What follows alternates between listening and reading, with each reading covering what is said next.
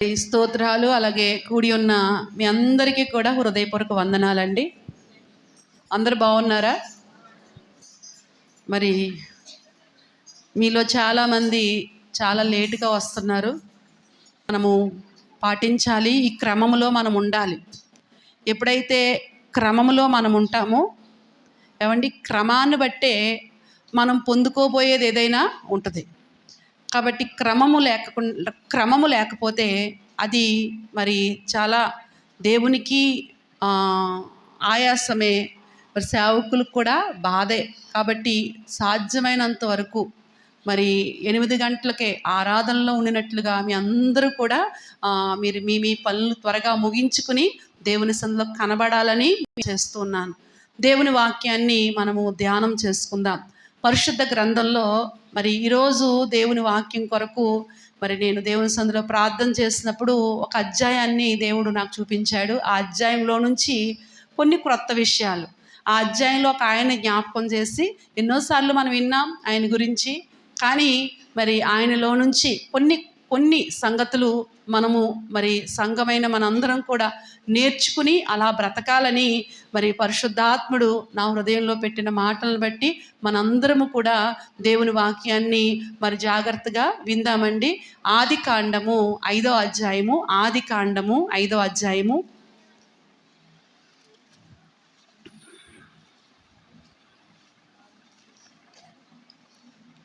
21వ వచనం, 22వ వచనం, 23వ వచనం చదువుదాం. 24వ వచనం వరకు కూడా చదువుదాం. నేను చదువుతాను, మరి నాతో పాటు మీ అందరూ కలిపి చదవండి. ఆదికాండము 5వ అధ్యాయము 21 నుంచి 24 వచనాలు నాతో పాటు అందరూ చదవాలని మనం చేస్తున్నాను. హానోకు 25 ఏండ్లు బ్రతికి మెతుషేలను కనెను. హానోకు మెతుషేలను కనిన తరువాత 300 ఏండ్లు దేవునితో నడుచుచు కుమారులను కుమార్తెలను కనెను. హానోకు దినములన్నీ 365 ఏండ్లు. హానోకు దేవునితో నడిచిన తరువాత దేవుడు అతనిని తీసుకుని పోయెను గనుక అతడు లేకపోయాను. చిన్న ప్రార్థన చేసుకుందాం. పరిశుద్ధుడు అయిన తండ్రి, ప్రేమ నమ్మకము కలిగిన దేవా, కృప కలిగిన దేవా, నీ కొందనాలు ప్రభా. దేవా, ఇదిగో నాయనా, మరి వాక్యము నీది, నిలబడుచున్న నేను ప్రభా ఒట్టిదాన్ని, నిష్ప్రయోజకురాలిని. పరిశుద్ధాత్మదేవుడా, మీరు మాట్లాడండి. మా అందరి హృదయాలు ఎరుగున దేవుడు, మా అందరి మనస్సులు ఎరుగున దేవుడు. దేవా, మీరు నీ వాక్య ప్రత్యక్షతలోకి మా జీవితాలని, మా బ్రతుకుల్ని మీరు నడిపించండి. ప్రతి ఒక్కరూ నీ వాక్యం చేత దర్శించబడి గొప్ప ఆదరణ, నెమ్మది, మార్పు పొందుకున్నట్లుగా మమ్మల్ని బలపరుచుకుని మీ నామానికి మహిమ తెచ్చుకోమని యేసు నామంలో ప్రార్థిస్తున్నాను తండ్రి, ఆమేన్.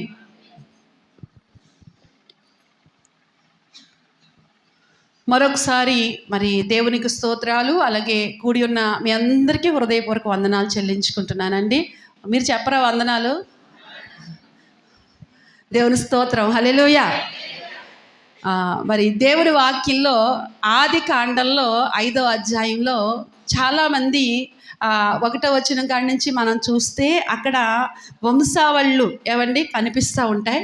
అయితే ఇప్పుడు చదువుకున్న ఈయన మరి ప్రారంభము నుంచి ఎన్నోవాడు అని చూస్తే హానోకు ఎన్నోవాడు చెప్పండి? ఎన్నోవాడు? 7వ వాడు. దేవుని స్తోత్రం. ఏమండి, ప్రారంభ ఆదాము నుంచి మనము లెక్కేస్తే హానోకు ఎన్నోవాడు? 7వ వాడుగా మనకి కనిపిస్తాడు. అప్పుడుకి మరి 2 రకాలైన ప్రజలు ఉన్నారు, 2 రకాలైన వంశస్థులు 2 రకాలుగా ఉన్నారు. ఒకటి ఏంటంటే కయీను వంశస్థులు, ఒకటేంటి కయీను వంశస్థులు, రెండోది షేతు వంశస్థులు. ఏమండి, ఒకటి కయీను వంశస్థులు. వాళ్ళు కయీను వంశస్థులు ఎలాగున్నారంటే భక్తిహీనులుగా ఉన్నారు, భక్తిహీనులుగా ఉన్నారు. ఇప్పుడు మరి ఈ యొక్క షేతు వంశస్థులు ఎలాగున్నారు అంటే భక్తి కలిగిన వారిగా ఉన్నారు. ఇక్కడ ఈ 2 వంశస్థులు కూడా ఈ ఆదికాండంలో మనకు కనిపిస్తారు. అంతేకాకుండా ఈ ఆదికాండంలో మొత్తం ఎన్ని అధ్యాయాలు ఉన్నాయి? ఎన్నండి? 50 అధ్యాయాలు ఉన్నాయి కదా.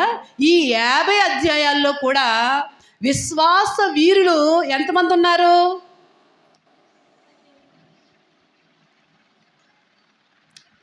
ఆది కాండంలో విశ్వాస వీరులు ఎంతమంది ఉన్నారు? 7 కనిపిస్తారు. ఎంతమంది? 7. ఆ 7లో ఒక్కొక్కరు చెప్పండి. మీ అన్నీ తెలిసిన మాటలే, నాకంటే గొప్ప జ్ఞానం కలిగిన వాళ్ళు మీలో ఉన్నారు. దేవుని స్తోత్రం. ఏమండి? మొదట ఎవరు? ఆది కాండంలో విశ్వాసంలో ప్రఖ్యాతి గాంచిన వారు. ఏమండి? మొట్టమొదటిగా ఎవరు? హేబేలు. మొదట ఎవరు? హేబేలు. హేబేల్లో మనకి ఏం కనిపిస్తుంది? ఏమండి? హేబేల్లో మనం చూడవలసింది ఏంటంటే, హేబేలు మొట్టమొదటగా ఏమండి ఆయన దేవునికి అర్పణ అర్పించినప్పుడు అది అంగీకారంగా దేవుడు అంగీకరించినట్లుగా, అంటే హేబేలు యొక్క ఆరాధన, మొట్టమొదటి ఆరాధన అదే. బైబిల్లో మొట్టమొదటి ఆరాధన ఎక్కడ కనిపిస్తుంది అంటే హేబేలు దగ్గర కనిపిస్తుంది. ఏమండి? హేబేల్లో ఆరాధన కనిపిస్తుంది. ఏమండి? రెండవది ఎవరు? హేబేలు తర్వాత ఏమండి? హానోకు. ఇప్పుడు చదువుకున్నాం కదా మనం. ఏమండి? హేబేలు తర్వాత ఎవరు కనిపిస్తారు? హానోకు కనిపిస్తాడు. హానోకులో ఏం చూస్తాము అంటే ఏమండి? నడక. ఏమండి? హానోకులో ఏం కనిపిస్తుంది? నడక కనిపిస్తుంది. మూడవదిగా ఎవరు కనిపిస్తారు? నోవాహు కనిపిస్తాడు. ఎవరండి? నోవాహు కనిపిస్తాడు. ఈ నోవాహులో మరి ఏమి కనిపిస్తుంది అంటే నోవాహు చేసిన పని. ఏమండి? నోవాహు మరి ఆయన దేవుడు చెప్పిన పనిని ఎలా పూర్తి చేశాడో, ఎంత పెర్ఫెక్ట్గా పూర్తి చేశాడో అది మనకి నోవాహులో కనిపిస్తూ ఉంటుంది. తర్వాత ఎవరు కనిపిస్తారు? అబ్రహాం కనిపిస్తాడు. ఎవరంట? అబ్రహాం కనిపిస్తాడు. అబ్రహాంలో ఏముంది? విశ్వాసం ఉంది. దేవుని స్తోత్రం. అబ్రహాంలో ఏం కనిపిస్తుంది? విశ్వాసం కనిపిస్తుంది. ఇస్సాకులో ఏం కనిపిస్తుంది? విధేయత కనిపిస్తుంది. ఇస్సాకులో ఏం కనిపిస్తుంది అండి? విధేయత కనిపిస్తుంది. ఎంతమంది అయినాయి ఇప్పటికి? ఏమంటే 5. మొదటిది ఎవరు? హేబేలు, తర్వాత హానోకు, తర్వాత నోవాహు, తర్వాత అబ్రహాము, ఇస్సాకులో ఏం కనిపిస్తుంది? విధేయత కనిపిస్తుంది. యాకోబులో విజయం. ఏమండి? యాకోబులో ఏం కనిపిస్తుంది? విజయం. ఎవరితో పోరాడి గెలిచాడంట? దేవునితో పోరాడి గెలిచాడంట. దేవుని స్తోత్రం. విజయం కనిపిస్తుంది. ఇంక 7వ వాడు ఎవరు అంటే యోసేపు. ఏమండి? యోసేపులో ఏం కనిపిస్తుంది అంటే మహిమ కనిపిస్తుంది. ఏమండి? దేవుడు యోసేపుని ఎంత మహిమపరిచాడో. ఏమండి? ఒక బానిసగా ఉన్న ఆయన్ని అన్యరాజ్యములో దేవుడు ఎలా మహిమపరిచాడో అక్కడ యోసేపులో మహిమ కనిపిస్తుంది. ఎంతమంది అయ్యారు ఇప్పుడు? 7. ఏమండి? టకటక చెప్పండి. హేబేలులో ఏం కనిపిస్తుంది? ఆరాధన. ఏమండి? అర్థమవుతుందా? హేబేలులో ఏం కనిపిస్తుంది? ఈరోజు మిమ్మల్ని వదలను. చాలామంది అంటున్నారు, పాస్టర్ గారు త్వరగా ముగించేస్తున్నారు, భోజనం టైం అవ్వట్లేదు అంటున్నారు. కాబట్టి ఈరోజు త్వరగా వదలను. భోజనం టైం అయ్యాకనే వదులుతాను. ఏమండి? అలా చేయనా? ఏమండి? దేవుని స్తోత్రం. హల్లెలూయా. కాబట్టి హేబేల్లో ఏం చూస్తాం? ఆరాధన చూస్తాం. రెండవదిగా ఏమండి? హానోకులో ఏం చూస్తాం? నడక చూస్తాం. మూడవదిగా ఎవరు? నోవాహులో ఏం చూస్తాం? ఏమండి? పని. నాలుగవదిగా అబ్రహాములో ఏం చూస్తాం? విశ్వాసం చూస్తాం. తర్వాత ఇస్సాకులో ఏం చూస్తాం? విధేయత చూస్తాం. తర్వాత యాకోబులో ఏం చూస్తాం? విజయం చూస్తాం. 7వదిగా యోసేపులో ఏం చూస్తాం? దేవుని మహిమ చూస్తాం. ఇవన్నీ మనసులో పెట్టుకోవాలి. ఏమండి? ఆది కాండంలో విశ్వాస వీరులు ఎంతమంది అంటే టక్కని చెప్పాలి. ఏమండి? 7లో 7 కార్యాలు మనకి కనిపిస్తూ ఉంటాయి. అయితే మనం ఇక్కడ చదువుకున్న ఈ లేఖనంలో మనం చూసినట్లయితే హానోకు ఈ 5వ అధ్యాయంలో దేవునితో నడిచిన సందర్భం రాస్తాడు. ఈ హానోకు గురించి మరొక చోట హెబ్రీలు రాసిన పత్రికలో 11వ అధ్యాయంలో మరి 6వ వచనం అనుకుంటున్నాను, నేను వచనం రాసుకోలేదు, కానీ 11వ అధ్యాయంలో ఏం కనిపిస్తుంది అంటే అక్కడ సాక్ష్యం, ఏమండి, హానోకులో ఉన్న సాక్ష్యం కనిపిస్తుంది. ఏ సాక్ష్యం పొందుకున్నాడంట? 11వ అధ్యాయం 6వ వచనమా 7వ వచనమా ఎన్నో వచనం? 5వ వచనం చదవండి. విశ్వాసమును బట్టి హానోకు మరణము చూడకుండానట్లు కొనుపోబడెను. అతడు కొనుపోబడక మునుపు, జాగ్రత్తగా ఆలకించండి, అతడు కొనుపోబడక మునుపు అనగా భూమి మీద ఉన్నప్పుడు దేవునికి ఇష్టుడని సాక్ష్యము పొందాడు. దేవుని స్తోత్రం. ఎవరికి ఇష్టడని సాక్ష్యం పొందాడంట? దేవునికి ఇష్టడు అనే సాక్ష్యం, ఏమండి, దేవుని చేత పొందాడు. ఇంకా హానోకు సందర్భం 3వ చోట కూడా కనిపిస్తుంది బైబిల్లో. అదెక్కడ? ఏమండి, మొట్టమొదటగా యేసుక్రీస్తుని గురించి ఏమండి ప్రవచనాత్మకంగా మాట్లాడింది హానోకే అన్నట్టుగా యూదా రాసిన పత్రికలో 1వ అధ్యాయంలో, మరి అది కూడా ఎన్నో వచనమో నాకు సరిగ్గా గుర్తులేదు, కానీ యూదా 1వ అధ్యాయం ఉంటుంది, ఇటువైపు లైన్లో ఉంటుంది, 2 లైన్లు ఉంటాయి కదా. ఎన్నో వచనం అది? 14వ వచనం. ఆదాము నుంచి ప్రవచించాడంట. 7వ వాడైన హానోకు కూడా, అంటే హానోకు కూడా యేసుక్రీస్తుని గురించి ఇట్లా నేను అంటే ఇక్కడ హానోకు యొక్క ప్రవచనం కనిపిస్తూ ఉంటుంది. ఏమండి, ఆది కాండంలోనేమో హానోకు యొక్క నడక కనిపిస్తూ ఉంటుంది. హెబ్రీలు రాసిన పత్రిక 11వ అధ్యాయంలోనేమో సాక్ష్యం కనిపిస్తూ ఉంటుంది. ఏమండి, ఇక్కడ యూదా రాసిన పత్రికలోనేమో హానోకు యొక్క ప్రవచనం కనిపిస్తూ ఉంటుంది. అయితే హానోకు అనే మాటకు అర్థం ఏంటంటే ప్రతిష్ఠితుడు. హానోకు అనే మాటకు అర్థం ఏంటి? ప్రతిష్ఠితుడు. ఆయన ప్రతిష్ఠింపబడినవాడు. ప్రతిష్ఠితుడు అంటే ఏమండి, ప్రత్యేకించబడి ఒక పని కొరకు నిర్ణయించబడినవాడు. దేవుని స్తోత్రం. అలాగా హానోకు ఒక ప్రతిష్ఠితుడిగా బ్రతికాడు. ఒక ప్రతిష్ఠితుడిగా, ఏమండి, ఆయన ఆ పేరులో ఉన్న అర్థాన్ని బట్టి ఆ విధంగానే అర్థానికి తగినట్లుగానే బ్రతికాడు. చాలాసార్లు మనం పేర్లు పెట్టుకుంటాం, కానీ ఏమండి సంతోషమ్మ అని పెట్టుకుంటాం, కానీ ఎప్పుడు చూసినా ఏముండదు, అసలు సంతోషమే ఉండదు. ఏమండి, ఎప్పుడూ కూడా ఏడుపు ముఖంతో చాలామంది ఉంటూ ఉంటారు. ఏమండి, కొంతమంది విశ్వాసరావు అని పేరు పెట్టుకుంటారు, కానీ వారిలో విశ్వాసం మన విశ్వాసరావు గారు కాదు, ఆయన చాలా మంచి ఆయన. ఏమండి, అలాగా కొంతమంది పేర్లు పెట్టుకుంటారు, కానీ పేరుకు తగ్గన బ్రతుకులు ఉండవు. కానీ ఈయన మాత్రం ప్రతిష్ఠితుడుగానే, దేవుడికి ప్రతిష్ఠింపబడినవాడిగానే ఆయన బ్రతికాడు. దేవుని స్తోత్రం. నిజమే, ఈ రోజున ప్రభువైన యేసుక్రీస్తు కూడా నిన్ను ప్రతిష్ఠించాడు. నువ్వు ప్రతిష్ఠించబడిన వాడివే. ఎలాగా అంటే చూడండి, యోహాను సువార్తలో 10వ అధ్యాయం 36వ వచనం చదవండి. 10:36 చదవండి. తండ్రి ప్రతిష్ఠ చేసి ఈ లోకమునకు పంపిన వానితో, చూడండి, తండ్రి ప్రతిష్ఠ చేసి అంటే ఇది ఎవరి గురించి రాయబడింది? ప్రభువైన యేసుక్రీస్తుని గురించి రాయబడింది. ఆయన ప్రతిష్ఠింపబడిన వాడిగా ఈ భూమి మీద అడుగుపెట్టాడు. అయితే ఆయన మనల్ని ఎలా ప్రతిష్ఠించాడు అంటే అదే యోహాను సువార్తలో 17వ అధ్యాయం 17వ వచనం చదవండి. 17 సత్యమందు వారిని ప్రతిష్ఠ చేయము, నీ వాక్యమే సత్యము. దేవుని స్తోత్రం. ఏమండి, సత్యమందు మనల్ని ఏం చేశాడంట? ప్రతిష్ఠించాడు. దేని యందు? సత్యమందు ప్రతిష్ఠించాడు. సత్యం అనగా ఏంటి? నీ వాక్యమే సత్యం. నీ వాక్యమే సత్యం. కాబట్టి వాక్యము చేత, వాక్యము నిన్ను ఏం చేసింది అంటే దేవుని కొరకు ప్రతిష్ఠితుడుగా చేసింది. దేవుని స్తోత్రం, హల్లెలూయా.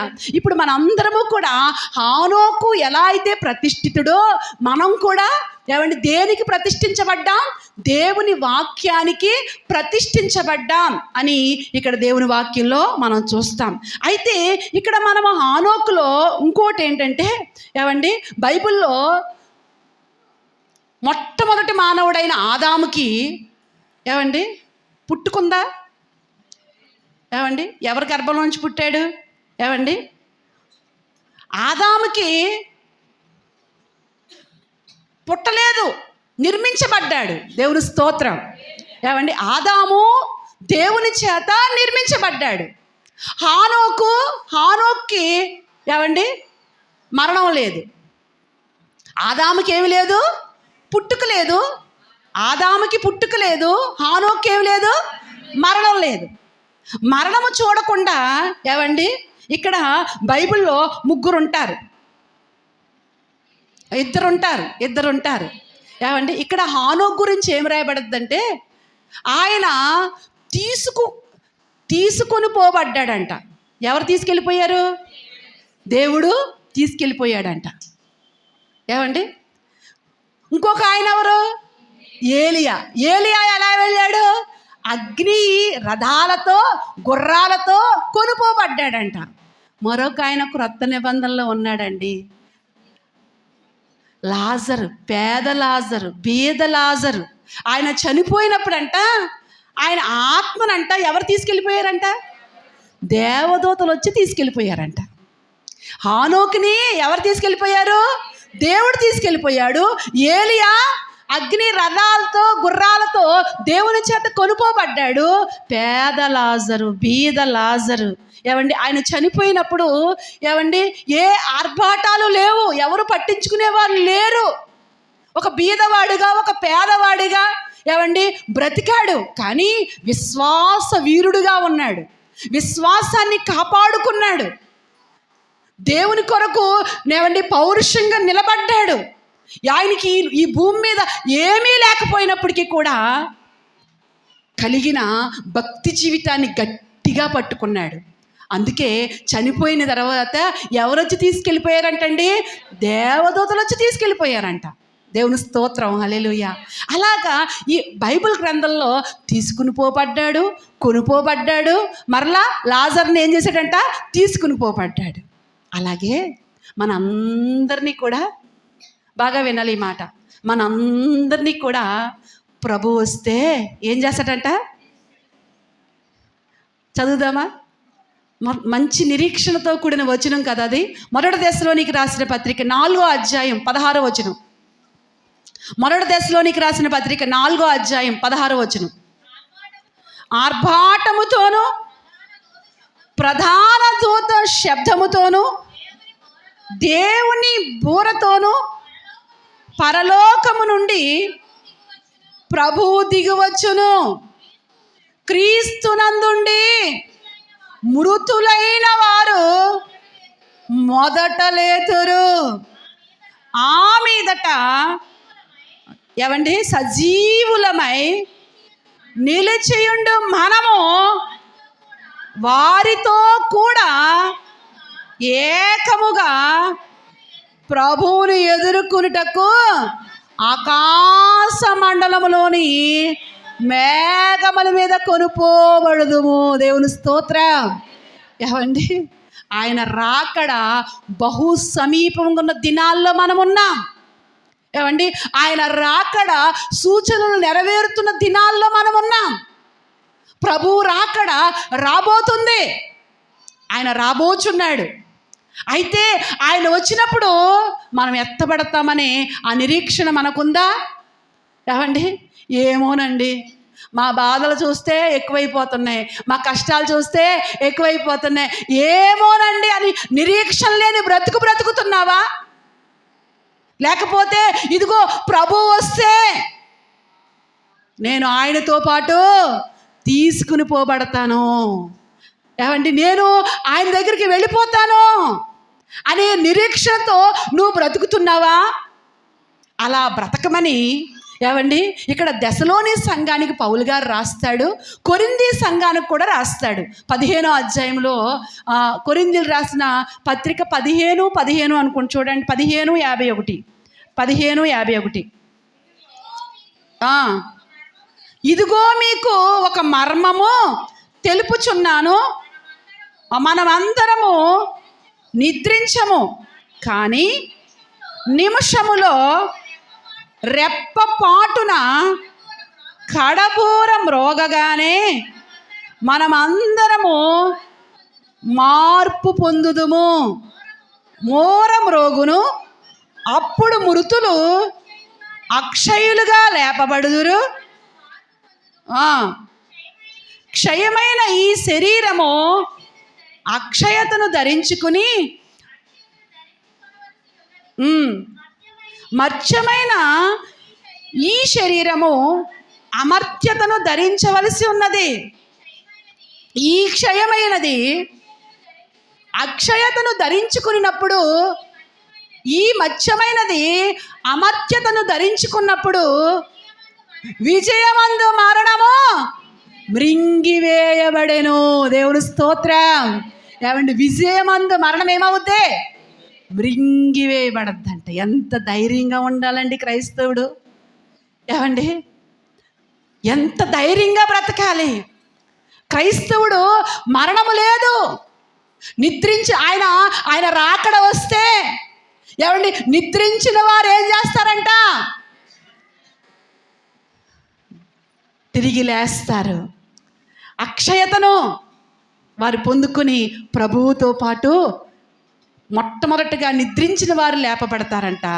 ఆ తర్వాత సజీవులమైన మనం కూడా ఆయన్ని ఎదుర్కొంటామంట. ఎప్పుడైతే ఈ రెండు ఆయన రాకడలో జరుగుతాయో అప్పుడు మరణం అంట ఏం చేయబడద్దంట? మృంగివేయబడుతుందంట. విజయమందు ఏం చేయబడద్దే? మృంగివేయబడుతుందంట. అప్పుడు పాట పాడతారంట. ఏమండి, ఈ రెండు గుంపులు కలిసి పాట పాడతారంట. ఏమని? ఒక గుంపు నిద్రించిన వారు లెగుస్తారు కదా, ఆ గుంపు ఏమని పాట పాడద్దంటే, ఓ మరణమా నీ విజయము ఎక్కడా? మమ్మల్ని ఇదిగో మరి ఆ సమాధిలో బంధించావు అనుకున్నావు. ఓ మరణమా, ఇది సమాధి అయిపోయింది అనుకున్నాం మా జీవితం. కానీ ఇదిగో మేము మరణించిన తిరిగి లేస్తున్నాం. మరణం ఓడిపోయింది, మా ప్రభు తిరిగి లేచాడు. మేము కూడా తిరిగి లేచి ఇదిగో మేఘం మీద వెళ్ళిపోతున్నాం అని నిద్రించిన వారు పాట పాడతారంట. సజీవులుగా ఒకవేళ భూమి మీద మనం నిలిచి ఉంటే మనకొక పాట వస్తుందంట ఆ రోజున. అదేం పాట అంటే, ఓ మరణమా నీ ముల్లెక్కడా? ఏంటి? ఓ మరణమా నీ ముల్లెక్కడా? మరణమనే ముళ్ళుతో నన్ను గుచ్చలేకపోయావు అన్నట్టుగా. ఏమండి, ఈ రెండు గుంపులు కూడా దేవుణ్ణి మహిమపరుస్తూ ఏమండి మేఘాల మీద కొనుపోబడతామంట. దేవుని స్తోత్రం, హల్లెలూయా. ఏమండి, అలాంటి నిరీక్షణ, అలాంటి ధైర్యంతో మనం బ్రతకాలి. ఏమండి, అలాంటి దేవుని బిడ్డలు ఎప్పుడూ కూడా అలాంటి ధైర్యం కలిగిన వారిగా ఉండాలి. ఇక్కడ హానోకులో అలాంటి ఏమండి ఆ దేవునితో నడిచి అలాంటి అనుభవంలోకి వచ్చాడు. ఏమండి, దేవునితో తీసుకొనబడుతున్న ఆ అనుభవంలోనికి వచ్చాడు. ఎందుకంటే దేవుడు ఎందుకు తీసుకెళ్ళిపోయాడంటే, ఏమండి హానోకు జీవితం 2 పార్ట్లు. ఏంటి 2 పార్ట్లు అంటే, మన భాషలో మనకు అర్థం అవ్వాలంటే, దేవుణ్ణి అంతగా ఎరగని అనుభవం. అది ఎన్ని సంవత్సరాలు అంటే 65 సంవత్సరాలు. దేవుణ్ణి తెలుసుకున్న తర్వాత, దేవుడి మీద ఆనుకోవడం మొదలుపెట్టిన తర్వాత, ఏమండి దేవునితో నడిచిన కాలం 300 సంవత్సరాలు. ఏమండి, జీవితంలో ఎన్ని పార్ట్లు? 2 పార్ట్లు. 65 సంవత్సరాలు ఏమండి కాలయాపన అయిపోయింది. 65 సంవత్సరాలు ఏమండి దేవునితో నడిచినట్లుగా కనిపించదు. కానీ ఎప్పుడైతే దేవుడు గొప్పవాడని ఆయనకు అర్థమైందో అప్పుడు దేవునితో నడవడం మొదలుపెట్టాడు. ఏమండి, ఎక్కడా ఆగలేదు. దేవుని స్తోత్రం. ఎక్కడా కూడా ఆగలేదండి. ఈ 7గురిలో నోవాహు మొత్తుడై ఆయన నడక మారిపోయినట్టుగా చూస్తాం, కానీ ఏమండి హానోకు మాత్రం నడక ఎక్కడా కూడా వంకరడుగు, ఎక్కడా కూడా రాంగ్ అడుగు వేయలేదు. 300 సంవత్సరాలు కూడా చక్కగా దేవునితో నడుచుకుంటూ వెళ్ళిపోయాడు. దేవుని స్తోత్రం. నీ జీవితం కూడా 2 పార్ట్లు. అవును కదా, అవును కదా. మనం పుడతంతోటే ఏమండి ప్రభు మీద ఆధారపడడం వచ్చా మనకి. ఏమండి జీవితంలో 2 పార్ట్లు. ఏమండి దేవుడు దర్శించి రక్షణ అనుభవానికి తెచ్చిన తరువాత ఒక కాలం, దేవుణ్ణి ఎరగకుండా నామకార్థంగా బ్రతికినది ఒక పార్టు. ఏమండి 2 పార్ట్లు. అయితే దేవుని ఎరిగిన తర్వాత, దేవునితో బంధం ఏర్పడిన తర్వాత నీ నడత ఎలా ఉంది, నీ నడక ఎలాగుంది? ఏమండి నీ నడక దేవునికి ఇష్టలని సాక్ష్యం పొందుకున్నట్టుగా ఉండాలి. దేవుని స్తోత్రం. ఎవరికి ఇష్టలు? దేవునికి ఇష్టడు. ఫలానా బిడ్డ నాకు ఇష్టం అన్నట్లుగా సాక్షులు రావాలి.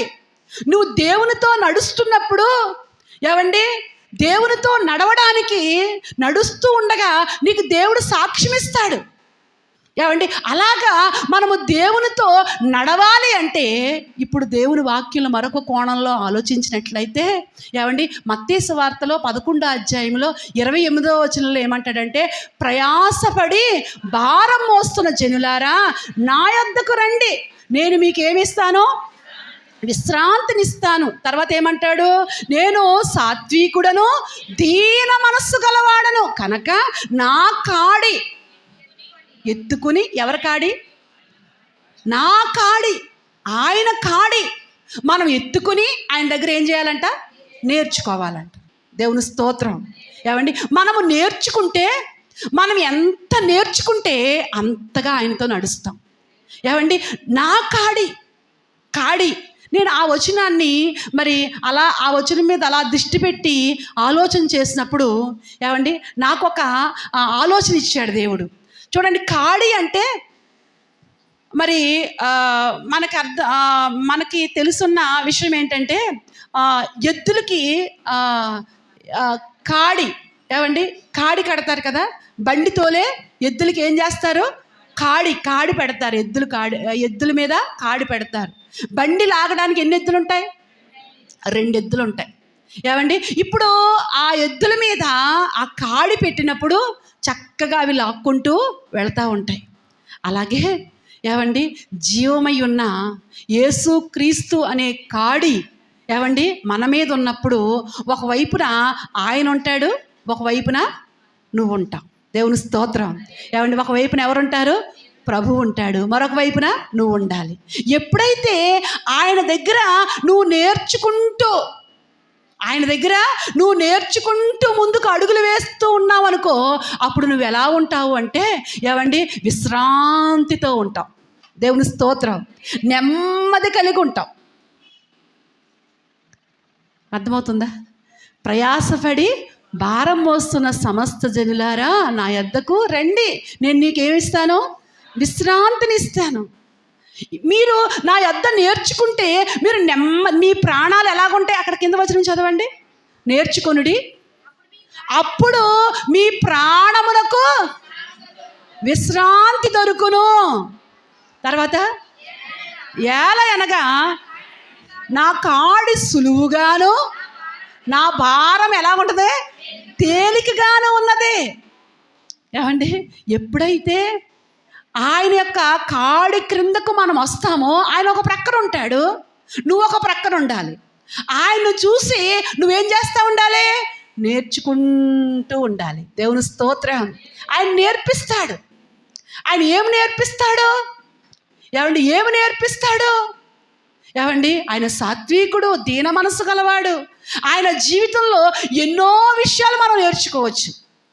అయితే పరిశుద్ధ గ్రంథంలో మనం నేర్చుకునేవి ఒక 2-3 మాటలు మీకు చూపిస్తాను. ఎన్నో ఉన్నాయి, కానీ గొర్రెల కాపరి అయిన దావీదు గొర్రెల కాపరి అయిన దావీదు దేవుని దగ్గర నేర్చుకుంటూ బ్రతికాడు, నేర్చుకున్నాడు. కనుకనే దేవుడంట గొర్రెల కాసే దావీదు కంట ఏమి నేర్పించాడో తెలుసా? ఏమండి, మొదటి దినవృత్తాంతాల గ్రంథంలో 28వ అధ్యాయము 19వ వచనం చదవండి. 28-19.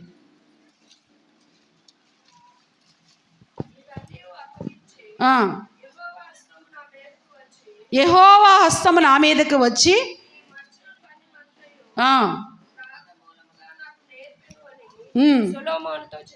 చూడండి, దావీదు చెప్తున్నాడు. ఏమంటున్నాడు ఇక్కడ? ఇదిగో ఈ పనులన్నీ, అంటే అక్కడ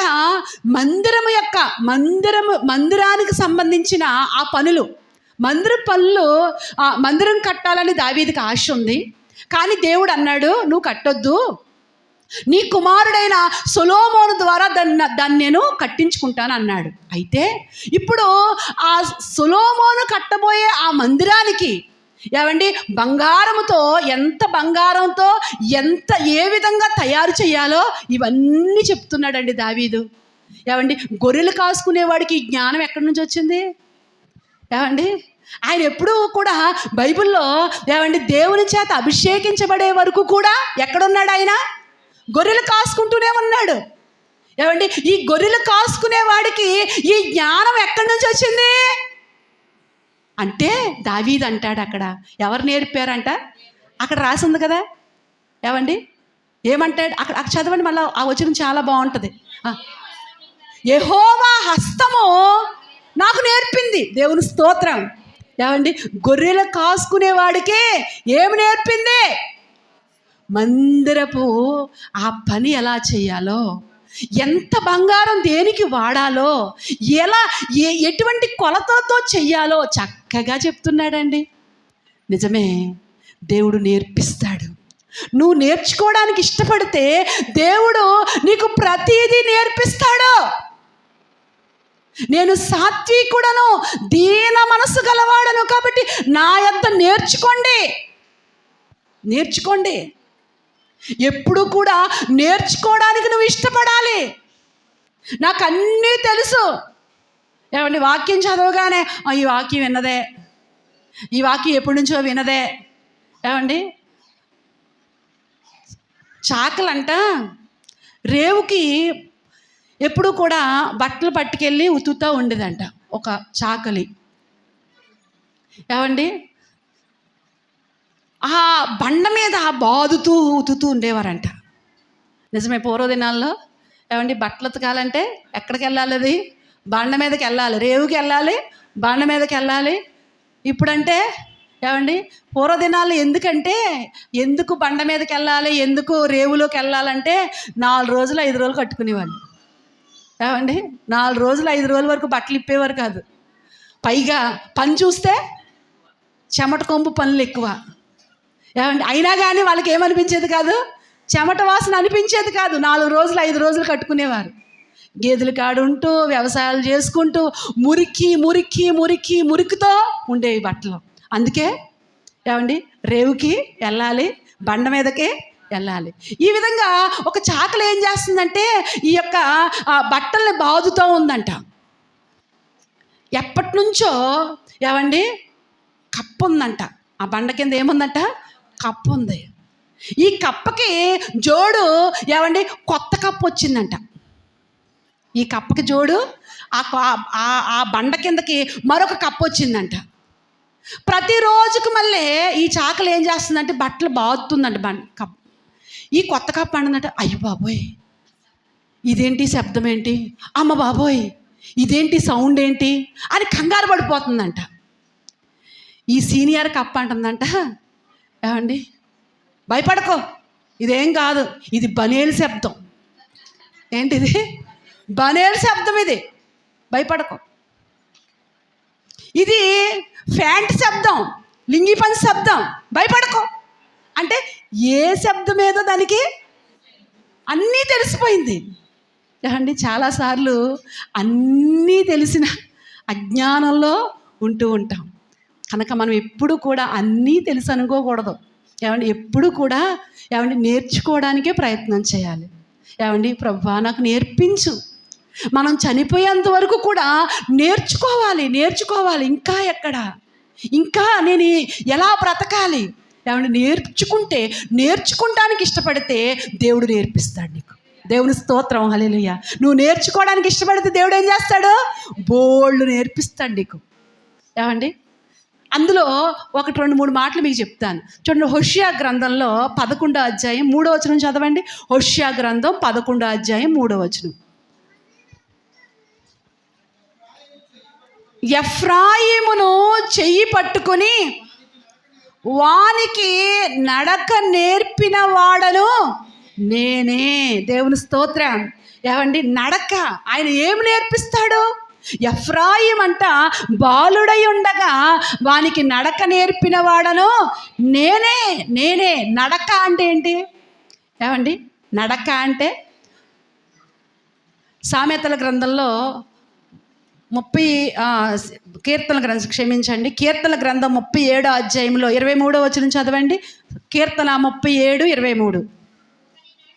ఒకని నడత యెహోవా చేతనే స్థిరపరచబడును, వాని ప్రవర్తన చూసి ఆయన ఆనందించును. దేవుని స్తోత్రం.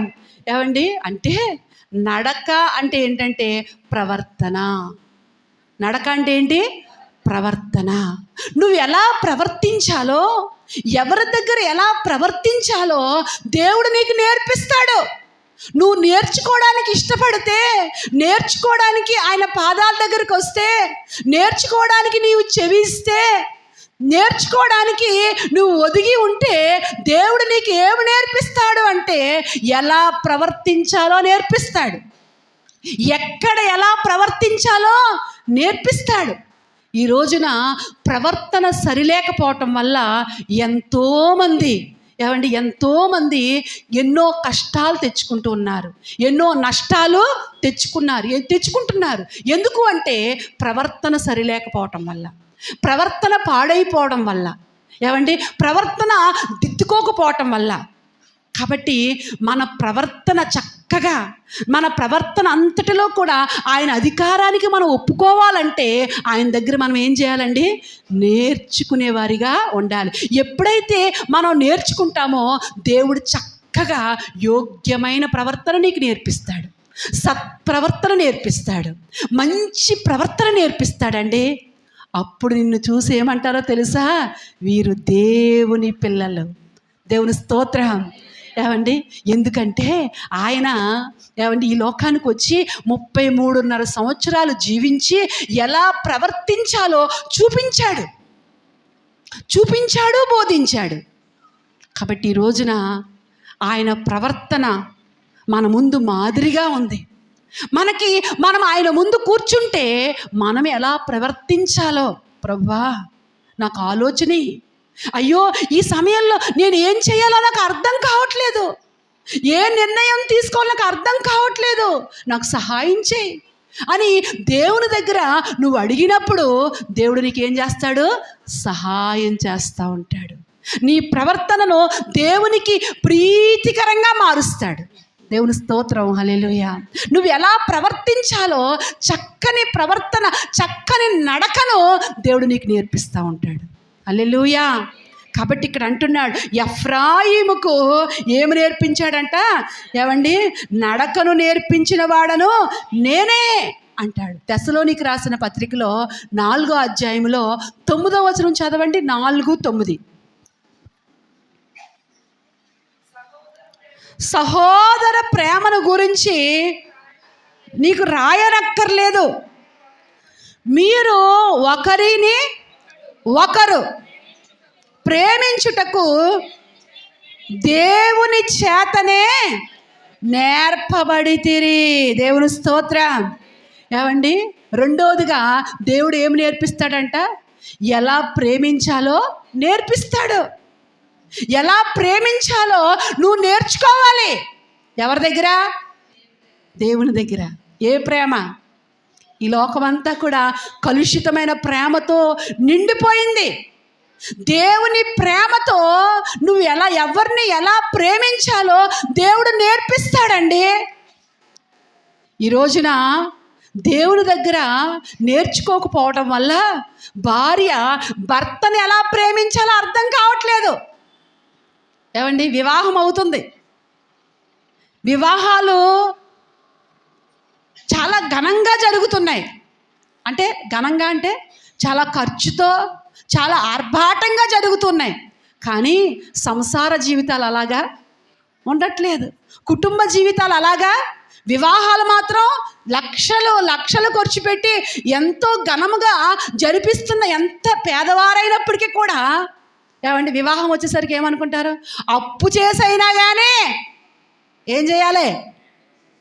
అప్పు చేసి, ఏమండి అప్పు చేసైనా కానీ మన ఇంటి పక్కోడి కంటే మనం ఘనంగా. ఇది దేవుని వాక్యం చెప్పటం లేదండి. ఏమండి, వివాహం ఘనమైనది గాను, పానుపు నిష్కపటమైనది గాను ఉండవలని అన్నాడు. అంటే వివాహ వ్యవస్థ గురించి చెప్తున్నాడు అక్కడ. వివాహం ఎన్ని లక్షలు ఖర్చు పెట్టి చేసుకున్నావు అది కాదు, అది దాని గురించి బైబిల్ చెప్పట్లేదు. వివాహ వ్యవస్థలో నీ భర్తను నువ్వు ఎంత ప్రేమిస్తున్నావు, నీ భర్తను ఎంత గౌరవిస్తున్నావు, నీ భర్తకు నువ్వు ఎలా లోబడుతున్నావు. దేవుని స్తోత్రం, హల్లెలూయా. ఏమండి, నిజమే. ఈ రోజున భర్తను గౌరవించే, భర్తను ప్రేమించే భార్యలు ఏమైపోయారు? కొదువైపోయారు. ఒకప్పుడు భర్త అంటే భార్యకి ఎలా ఉండేదంట? నా రాజు. ఏమండి, భార్య ఏమనుకునేది? నా రాజు. కోళ్ళపర మామగారు ఉండేవారు. ఏమండి, కోళ్ళపర మామగారు మీలో కొంతమందికి తెలుసు కదా. ఆమెకి 7వ సంవత్సరం అప్పుడు పెళ్ళయిందంట. ఎత్తుకుని పోయించారంట. ఆ రోజులో విగ్రహారాధన పెళ్ళే, తలంబరాలు ఎత్తుకుని పోయించారంట. ఆయనకేమో 40వ సంవత్సరం. ఏమండి, ఆవిడకి ఎన్నో సంవత్సరం? 7వ సంవత్సరం. ఆయనకి 40వ సంవత్సరం. ఈమె యవ్వన కాలంలో గొత్తులోకి ఆయన ముసలాయన అయిపోయాడు. పిల్లలు పుట్టలేదు. ఏమండి, కానీ ఆయన చాలా కాలం బ్రతికాడు, చాలా కాలం ఉన్నాడంట. అయితే ఎప్పుడూ కూడా ఆయన ఏమనే తెలుసా? నా రాజు అనేది. దేవుని స్తోత్రం, హల్లెలూయా. ఏమండి, వృద్ధాప్యం వచ్చా, ఆయన వృద్ధుడైపోయాడు. అయినా కానీ ఈమె ఎలా చూసుకునేదంటే చాలా ప్రేమతో, ఆయన కూడా అలాగే చూసుకునేవాడు. ఏమండి, ఎంత ప్రేమతో ఉండేవారంటే ఆయన పండు ముసలాయన అయ్యే వరకు బ్రతికాడు. ఈమె కూడా ముగ్గుపోయి జామ పండు అయ్యే వరకు బ్రతికింది. దేవుని స్తోత్రం, హల్లెలూయా. ఏమండి, ఇద్దరు ప్రేమ చూస్తే, వయసు చూస్తే చాలా గ్యాప్, కానీ ప్రేమ చూస్తే అయ్య బాబోయ్ ఇంత ప్రేమ అన్నట్టుగా ఉండేవారండి. అంత ప్రేమించుకునేవారు. నిజమే. ఈ రోజున ఏమండి, భర్తను ప్రేమించే భార్యలు ఎంతమంది? ఏమండి, నువ్వు ప్రేమించమ్మా అంటే, ఒక పెళ్ళయింది, ఎక్కడా ఎప్పుడు అని అడక్కండి నన్ను. మీరు చెప్పారు కదా పాస్టర్ గారు ఎవరండి అని అడక్కండి. అడిగినా నేను చెప్పను. ఏమండి, ఒక పెళ్ళయింది. పెళ్ళయిన తర్వాత మరి పెళ్ళయి చాలా తక్కువ రోజులు అయ్యింది. అమ్మాయి చాలా ముఖం బాగోలేదు. చాలా మంచి అమ్మాయి, ఆయన చాలా మంచి అబ్బాయి, మంచోళ్ళు, ఇద్దరు రక్షించబడిన వాళ్ళే. ఏమండి, అమ్మాయి ముఖం బాగోలేదు. అప్పుడు నేను దగ్గరికి వెళ్ళి, మరి ఇది సంతోషకరమైన సమయం, అలా పెట్టేవేంటి ఫేస్ అన్నాను నేను. అలా మార్చుకుంటా పెట్టేవేంటి ఫేసు అంటే, ఏమీ లేదండి అంది. అలా కాదు, నీవు జ్ఞానం కలిగి వివాహం చేసుకున్నావు కదా, ఇప్పుడు జ్ఞానంతో కాపురం చేయడం నేర్చుకోవాలి. నీ భర్తను దేవుడిచ్చాడు కాబట్టి ఇక నుంచి నువ్వేం చేయాలంటే ఆయన ప్రేమించడం మొదలు పెట్టాలి అంటే, ఆమె అంటది ముందు ఆయన వాక్యం నెరవేర్చమనండి, ముందు ఆయన వాక్యం నెరవేర్చమనండి, తర్వాత నేను ప్రేమిస్తాను, ఆ వాక్యం నేను నెరవేరుతాను అంటే. ఆయన ఇప్పుడు ఏం నెరవేర్చాలి? ఇప్పుడు ఏమండి, నేను లోబడటం, నువ్వు లోబడాలి అని చెప్పాను. ఆయనకి చెప్పలేదు, ఈమెకే చెప్పాను. అమ్మ నీకు భర్త ఆయన, కాబట్టి లోబడాలి ఆయనకి అంటే, ఆయన వాక్యాన్ని ద్వారా, ఆయన వాక్యాన్ని కట్టుబడి ఉండమనండి, నేను కూడా అలాగే ఉంటానంటుంది. నేను అన్నాను, ఆయన ప్రేమిస్తేనే నువ్వు లోబడని వాక్యం ఉందా, చదువు ఒకసారి అన్నాను. అంటే అప్పుడు కూల్ అయ్యి అంటుంది, లేదండి, అలా లేదండి. చాలా మంచిది ఆ అమ్మాయి, చాలా మంచిది, కానీ కొంచెం తిక్క. ఏమండి, తిక్కలుంటే చాలా ప్రమాదం. ఏమండి, తిక్కలుంటే కాపురాలు ఏమైపోతాయి, కచ్చికలు అయిపోతాయి అంటారు కదా. కాబట్టి తిక్కలు ఉండకూడదు దేవుని బిడ్డలకి. ఏమండి, కాబట్టి భర్తను భార్యగా నువ్వేం చేయాలి, ప్రేమించాలి, లోబడాలి. ఏమండి, ఎలా ప్రేమించాలో, ఎలా లోబడాలో దేవుని వాక్యం చాలా నేర్పిస్తుందండి. ఈ రోజున భార్య భర్తల మధ్య చాలా కుటుంబాల్లో ప్రేమ ఏమైపోయింది, అడుగంటిపోయింది. ఏదో సమాజ గౌరవం కొరకు భార్యాభర్తలుగా బ్రతుకుతున్నాం అంతే. ఎవరి గౌరవం కొరకు? సమాజ గౌరవం కొరకు. సమాజంలో మళ్ళా చీఫ్ అయిపోతామేమో, సమాజంలో మళ్ళీ లోకు అయిపోతామేమో, సమాజంలో మళ్ళా మన బ్రతుకు ఏమైపోద్ది, బరస్ట్ అయిపోద్దేమో అన్నట్టుగా సమాజం కొరకు ఈ రోజున భార్యగా భర్తగా కలిసి ఉంటున్నారు తప్ప కుటుంబాల్లో ఏమి లేదండి, ప్రేమ లేదు. ఎందుకు అంటే, ఈ ప్రేమను గురించి దేవుని పిల్లలుగా ముఖ్యంగా మన కుటుంబాలు దేవుని దగ్గర నేర్చుకోవాలి. దేవుని దగ్గర నువ్వు ప్రేమించటం నేర్చుకుంటే దేవుడు చక్కగా మీ కుటుంబ జీవితాన్ని భార్యగా భర్తగా మీ ఇరువురు మధ్యలో పరలోకపు సంతోషాన్ని దేవుడు పెడతాడు. హల్లెలూయా. ఏమండి, ఉందా? ఈరోజు నుంచి దేవుని దగ్గర నేర్చుకోండి. ప్రభువా, నేను భర్తగా నా భార్యను ఎలా ప్రేమించాలి. ఈ రోజున భర్తలో కూడా భార్య ఎడల ఏమి లేదు, ప్రేమ లేదు, ప్రేమ సల్లారిపోతుంది. ఏమండి, భర్తను ప్రేమించవలసిన, భార్యను ప్రేమించవలసిన ఇరువురు కూడా ఆ ప్రేమ సల్లారిపోయిన పరిస్థితిలో ఉంది. ప్రేమ ఏమైపోయిందంటే అడుగంటిపోయింది. ఇలా అడుగంటిపోవటానికి మెయిన్ కారణం ఏంటంటే సెల్. ఎందుకంటే సెల్కి ఇచ్చే సమయం నీ కుటుంబాన్ని నువ్వు ఇవ్వట్లేదు. ఏమండి, సెల్లతో గడిపే సమయం నీ కుటుంబంతో నువ్వు గడపలేకపోతున్నావు.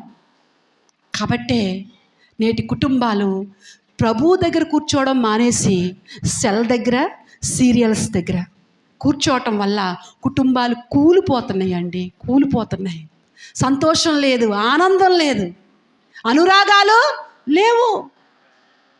ఏమండి, దేవుని దగ్గర నువ్వు నేర్చుకుంటే నీ అత్తమామల్ని ఎలా ప్రేమించాలో దేవుడు ఏం చేస్తాడు, నేర్పిస్తాడు. అత్తగారుగా, ఏమండి, చూడండి, అత్తా కోడళ్ళ మధ్య ప్రేమను చూపించాలంటే బైబిల్లో ఎవరున్నారు? Ruth, Naomi. నిజంగా వాళ్ళు ఎంత ప్రేమ అండి.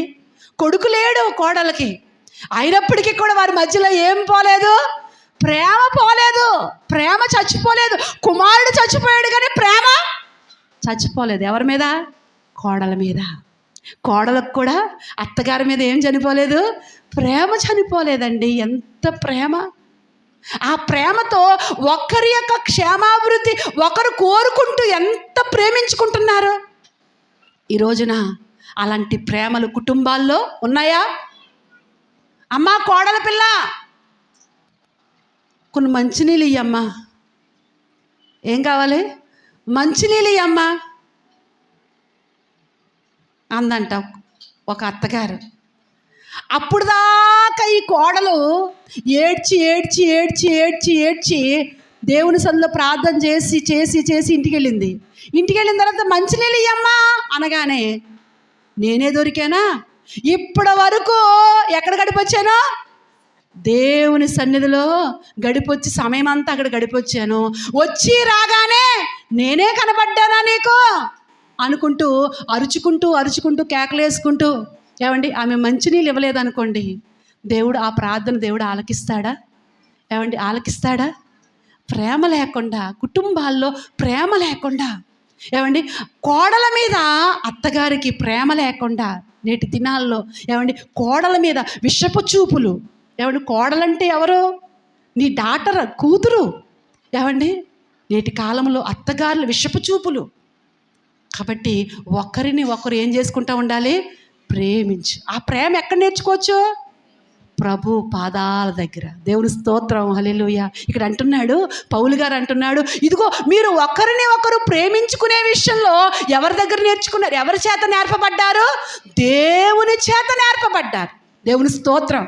దేవుని దగ్గర నువ్వు నేర్చుకుంటే నీలో ఉన్న కోపాన్ని చంపేస్తాడు దేవుడు. దేవుని స్తోత్రం, హల్లెలూయా. కోపం కత్తిరించేస్తాడు. నీలో ఉన్న ఆ గర్వాన్ని కత్తిరించేస్తాడు. నీలో ఉన్న అహంకారాన్ని దేవుడు కత్తిరించేస్తాడు. ఎప్పుడు?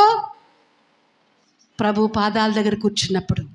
ప్రభువా, నాకు నేర్పించు, నాకు నేర్పించు, నా కుటుంబాన్ని ఎలా ప్రేమించాలో నాకు నేర్పించు, నా తోటి సహోదరుని నేను ఎలా ప్రేమించాలో నాకు నేర్పించు, నా భర్తను ఎలా ప్రేమించాలో నాకు నేర్పించు అని ప్రభువును అడగడం నేర్చుకుంటే నీలో ఉన్న కోపం, నీలో ఉన్న అహం, నీలో ఉన్న గర్వం, నీలో ఉన్న ఏమండి ఆ ప్రేమకు ఆటంకంగా ఉన్న ప్రతి నలకను కూడా దేవుడు ఏం చేస్తాడు?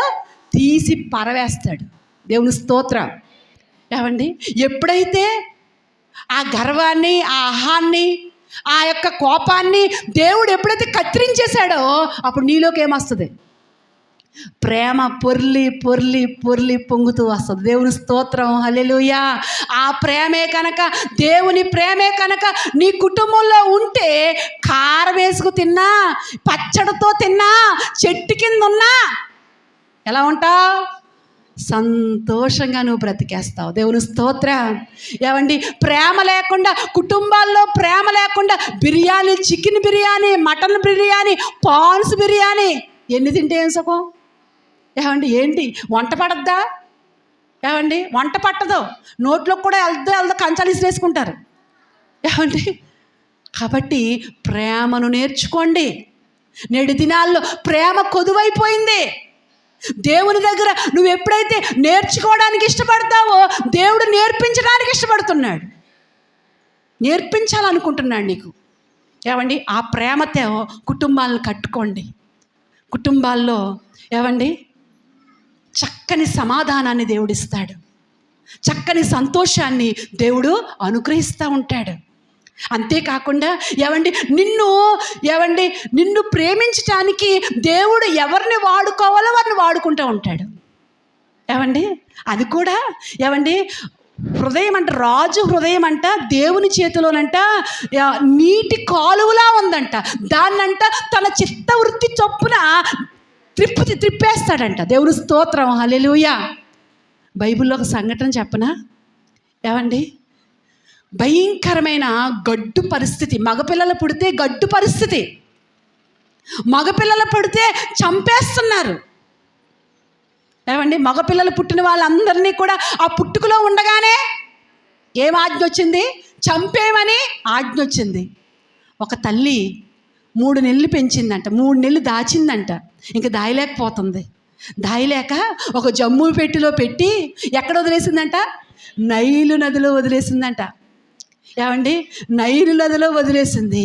అయితే ఆ నైలు నదిలో వదిలిన ఆ పెట్టి ఎవరి చేతిలోకి వెళ్ళింది? ఇప్పుడు రాజకుమార్తె చేతిలోకి వెళ్ళిపోయిందంట. దేవుని స్తోత్రం.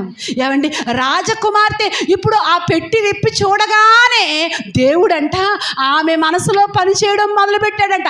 ఆమె మనసులోనికి ప్రేమ పుట్టించాడంట. దేవుని స్తోత్రం, హల్లెలూయా. ఏమండి, చంపేయాలనుకున్న చేతులతో ఇప్పుడు ఆ బిడ్డను ఏం చేస్తాం మొదలుపెట్టింది?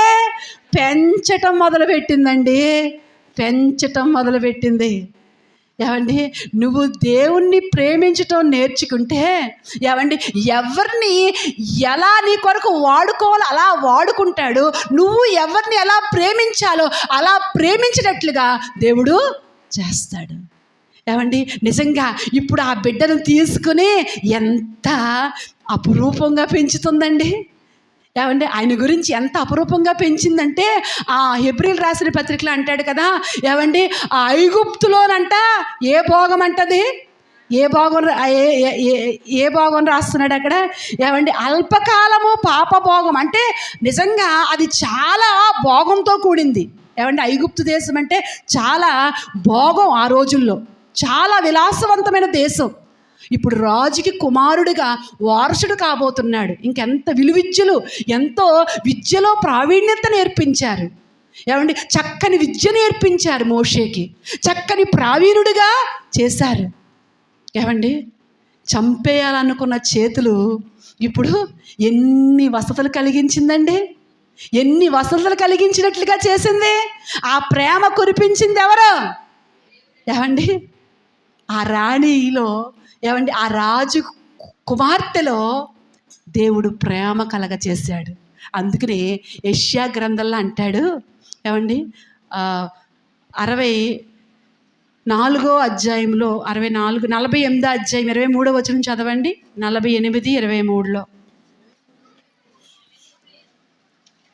68, 23 చూడండి. రాజులు నీ పాదధూళి నాకెదరు అంటాడు కదా. 66 ఉందా? సరేలే, అయితే మొత్తానికి ఎక్కడో ఉంటుంది, యెషయా గ్రంథంలోనే ఉంటుంది ఆ మాట. ఏమండి, ఇక్కడ ఆమెను నిజంగా, ఏమండి, ఒక రాజకుమార్తె, ఒక కుమారుడిగా ఆమెను పెంచుకుని అంత ప్రేమతో పెంచుకున్నట్లుగా చేశాడు. నిజమే, రాజులు నీ పాదధూళి నాకినట్లుగా చేస్తాడు, రాణులు నిన్ను పోషించినట్లుగా చేస్తానన్నాడు యెషయా గ్రంథంలో. కాబట్టి ఎన్నో వచనం అమ్మా?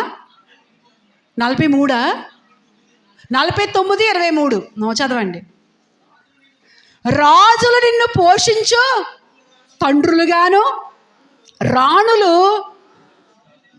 నీకు పాలిచ్చు దాదిగాను ఉండెదరు. దేవుని స్తోత్రం. చూడండి, నిజంగా రాజును రాణిని కూడా మోషే కొరకు దేవుడు ఏం చేశాడు? పెంచినట్లుగా దేవుడు వాడుకున్నాడు. ప్రాణం తీయాలనుకున్న ఆ చేతులతో, ఏమండి, ప్రాణం తీయాలనుకున్నారు, కానీ దేవుని హస్తం ఆ రాజుని, తన కుమార్తెని ఏం చేసిందంట? పెంచినట్లుగా దేవుని హస్తం బలపరిచింది. ప్రేమ కలిగినట్లుగా దేవుని హస్తం అక్కడ బలపరిచింది. దేవుని స్తోత్రం, హల్లెలూయా. ఇంకా దేవుడు ఇంకా ఏం నేర్పిస్తాడు అంటే, చూడండి, కీర్తన గ్రంథం 144వ అధ్యాయం 1వ వచనం చదవండి. 144:1.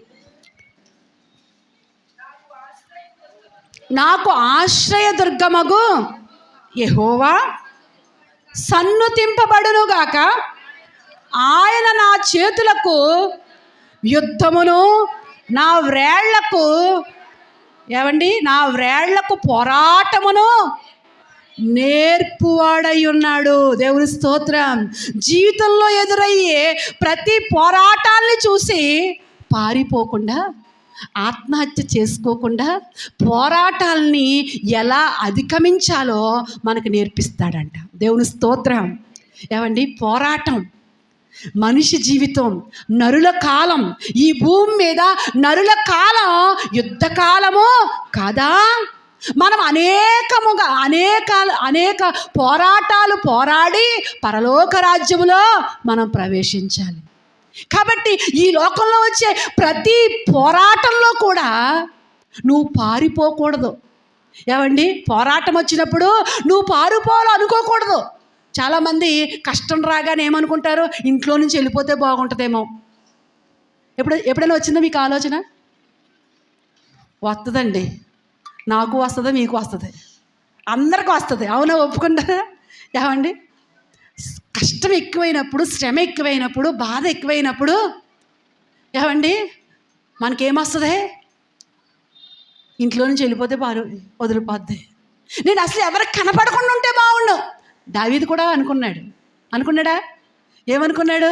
నేను ఇంటి మీద ఒంటి పిచ్చుకునై ఉంటే అంత మేలు, నాకు రెక్కలుంటే నేను ఎగిరిపోవుదునే. ఏమండి, సమస్యకు పారిపోయినట్టుగా ఉండకూడదు మనం. ఏమండి, సమస్యలో నిలబడేవారిగా ఉండాలి. దేవుని స్తోత్రం. ఏమండి, సమస్య వచ్చినప్పుడు చచ్చిపోవాలనుకోకూడదు. చాలామంది ఏమనుకుంటారంటే, అమ్మో నేను ఈ అవమానాన్ని నేను భరించలేను, నేను ఈ కష్టాన్ని భరించలేను, చచ్చిపోతే వదిలిపోద్ది. చచ్చిపోతే ఎక్కడికి వెళ్తావు? యుగ యుగాలు కూడా ఏడవలసిన పరిస్థితి అక్కడ. చాలామంది ఏమనుకుంటారంటే చచ్చిపోతే వదిలిపోద్ది అనుకుంటారు. అసలైన నరకం అక్కడే ప్రారంభం అవుద్ది. ఇంకా అక్కడ నుంచి మార్పు చేర్పు ఉండదు. ఇంకా అక్కడ ఏమండి, యుగ యుగాలు కూడా ఏడ్పు, పళ్ళు కొరుకుట. ఆత్మహత్య అంత ప్రమాదం. ఆత్మహత్య ఎప్పుడు కూడా ఏమండి అలాంటి ఆలోచనకి ఎవ్వరూ అవకాశం ఇవ్వద్దు. ఎప్పుడైనా ఒకవేళ ఆత్మహత్య అనేది కనుక నీ హృదయంలోకి వచ్చిందా, సాతానుడు నీ నెత్తి మీద కూర్చుంటాడు. ఎక్కడ కూర్చుంటాడు? నీ నెత్తి మీద కూర్చుంటాడు. నీ నెత్తి మీద కూర్చుని ఏమంటాడు? చచ్చిపో. అందుకే ఎప్పుడు కూడా ఏమండి చచ్చిపోయి మనం గెలవలేం. ఆత్మహత్య చేసుకుని మన విజయం పొందలేం. ఏమండి నువ్వు బ్రతికితే ఏమండి దేవుని దగ్గర నీ సమస్యలో ఎలా నిలబడాలో దేవుని దగ్గర నేర్చుకుంటే, ఏమండి ఎలా నిలబడాలో దేవుడు నీకు నేర్పిస్తాడు. హల్లెలూయా. ఎప్పుడైతే దేవుని దగ్గర నీ పోరాటంలో నీ సమస్యలో నిలబడడం నువ్వు నేర్చుకుంటావో అప్పుడు ఎలా ఉంటుందో తెలుసా? సమస్య నీకు ఏమండి ఆహ్లాదకరంగా మారిపోద్ది. ఏమండి అగ్నిగుండం, అగ్ని లాంటి సమస్య ఎలా మారిపోద్ది? ఆహ్లాదకరంగా మారిపోద్ది. చూడండి, అగ్నిలో ముగ్గురిని ఏం చేశారు? విసిరేశారు. విసిరేయగానే వారికి అగ్ని ఎలాగుంది? అమ్మోయ్ బాబోయ్ అని కేకలేశారా? ఏమండి అగ్నిగుండంలో ఎలా తిరుగుతున్నారు? ఆహ్లాదకరంగా తిరుగుతున్నారంట. దేవుని స్తోత్రం. ఎందుకని? ఆయన ఉన్నాడు అక్కడ. ఆయన ఉన్నాడు. నీ సమస్యలో, నీకు వస్తున్న పోరాటాల్లో దేవుణ్ణి పెట్టుకో. దేవుణ్ణి అడుగు, దేవా ఈ సమస్యల్లో నుంచి నేను ఎలా జయం పొందాలి? ఈ పోరాటాల్లో నుంచి నేను ఎలా జయం పొందాలి? దేవుణ్ణి అడుగు. దేవుణ్ణి అడిగితే ఏమండి దేవుడు ఏం చేస్తాడు తెలుసా? ఆ సమస్యల్లోనే ఆనందంగా బ్రతకడం నేర్పిస్తాడు. హల్లెలూయా. ఏమండి ఆ కష్టంలోనే సంతోషంగా బ్రతకడం నేర్పిస్తాడు. ఏమండి ఎప్పుడైతే ఆ కష్టాల్లో, ఆ బాధల్లో నువ్వు ఆనందంగా బ్రతుకుతున్నావో చూసేవాళ్ళకి ఎలా ఉంటుంది? అన్యజనులకి ఎలా ఉంటుంది? పిచ్చెక్కిపోతూ ఉంటుంది. ఏంటి వీళ్ళకి ఇన్ని కష్టాలున్నా వీళ్ళ నోటి మీద ఏమండి బైబిల్ ఏమంటాడు? వారి నోటి నిండా నవ్వుండేనో. ఏమండి ఎప్పుడైతే నీ నోటి నిండా నవ్వు ఉంటుందో అన్యజనులకి ఏమండి అయోమయ పరిస్థితి. ఏమండి అన్యజనులు అనుకుంటారు, ఏంటి వీళ్ళకి ఇన్ని కష్టాలున్నా ఎలా ఉన్నారు? నోటిలో నవ్వు ఉంది. ఎక్కడి నుంచి వచ్చింది? ఈ పోరాటాల్లో వీళ్ళు సతికిలి పడిపోవాలి కదా. వీళ్ళకి వచ్చిన ఆ సమస్యని, ఆ యుద్ధంలో, ఆ పోరాటంలో వీరు కృంగిపోవాలి కదా, కృషించిపోవాలి కదా, మూల పడిపోవాలి కదా. ఏంటి వీళ్ళు ఎంత ధైర్యంగా తిరుగుతున్నారు? అగ్నిలో ఎందుకు తిరిగారు వాళ్ళు? దేవుడు వారితో ఉన్నాడు. నిజమే. నీ సమస్యల్లో, నీ పోరాటాల్లో ఎలా పోరాడాలో ఎవరి దగ్గర నేర్చుకోవాలి? దేవుని దగ్గర నేర్చుకోవాలి.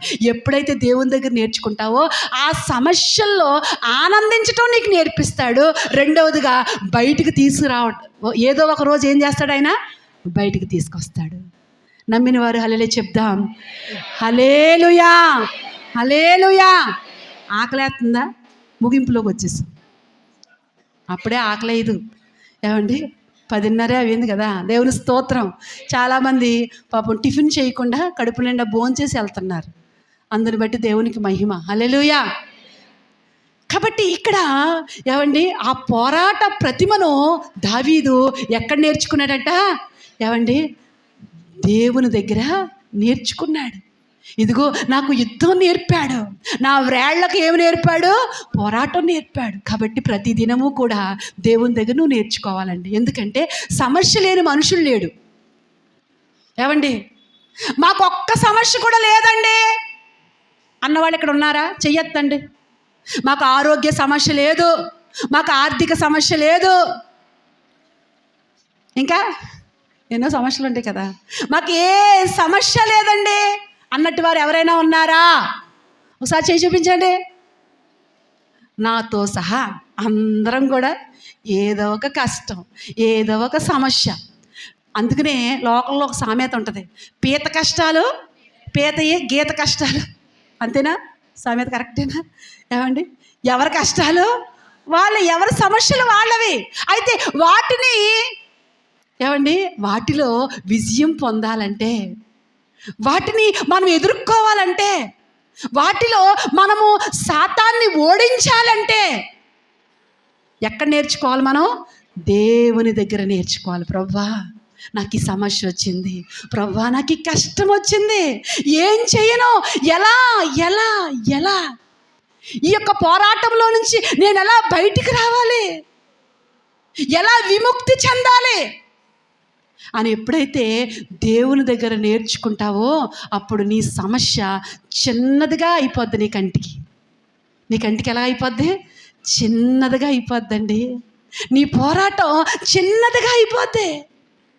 ఏమండి, ఇశ్రాయేలు ప్రజలందరికీ కూడా వాళ్ళ ముందుకొచ్చిన పోరాటం ఎలాగుంది? ఏంటి పోరాటం?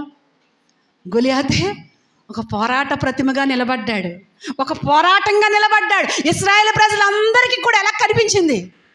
అమ్మో, వాడితో మేము పోరాడలేము, మా వల్ల కాదు. అందరూ సతికిలు పడిపోయారు.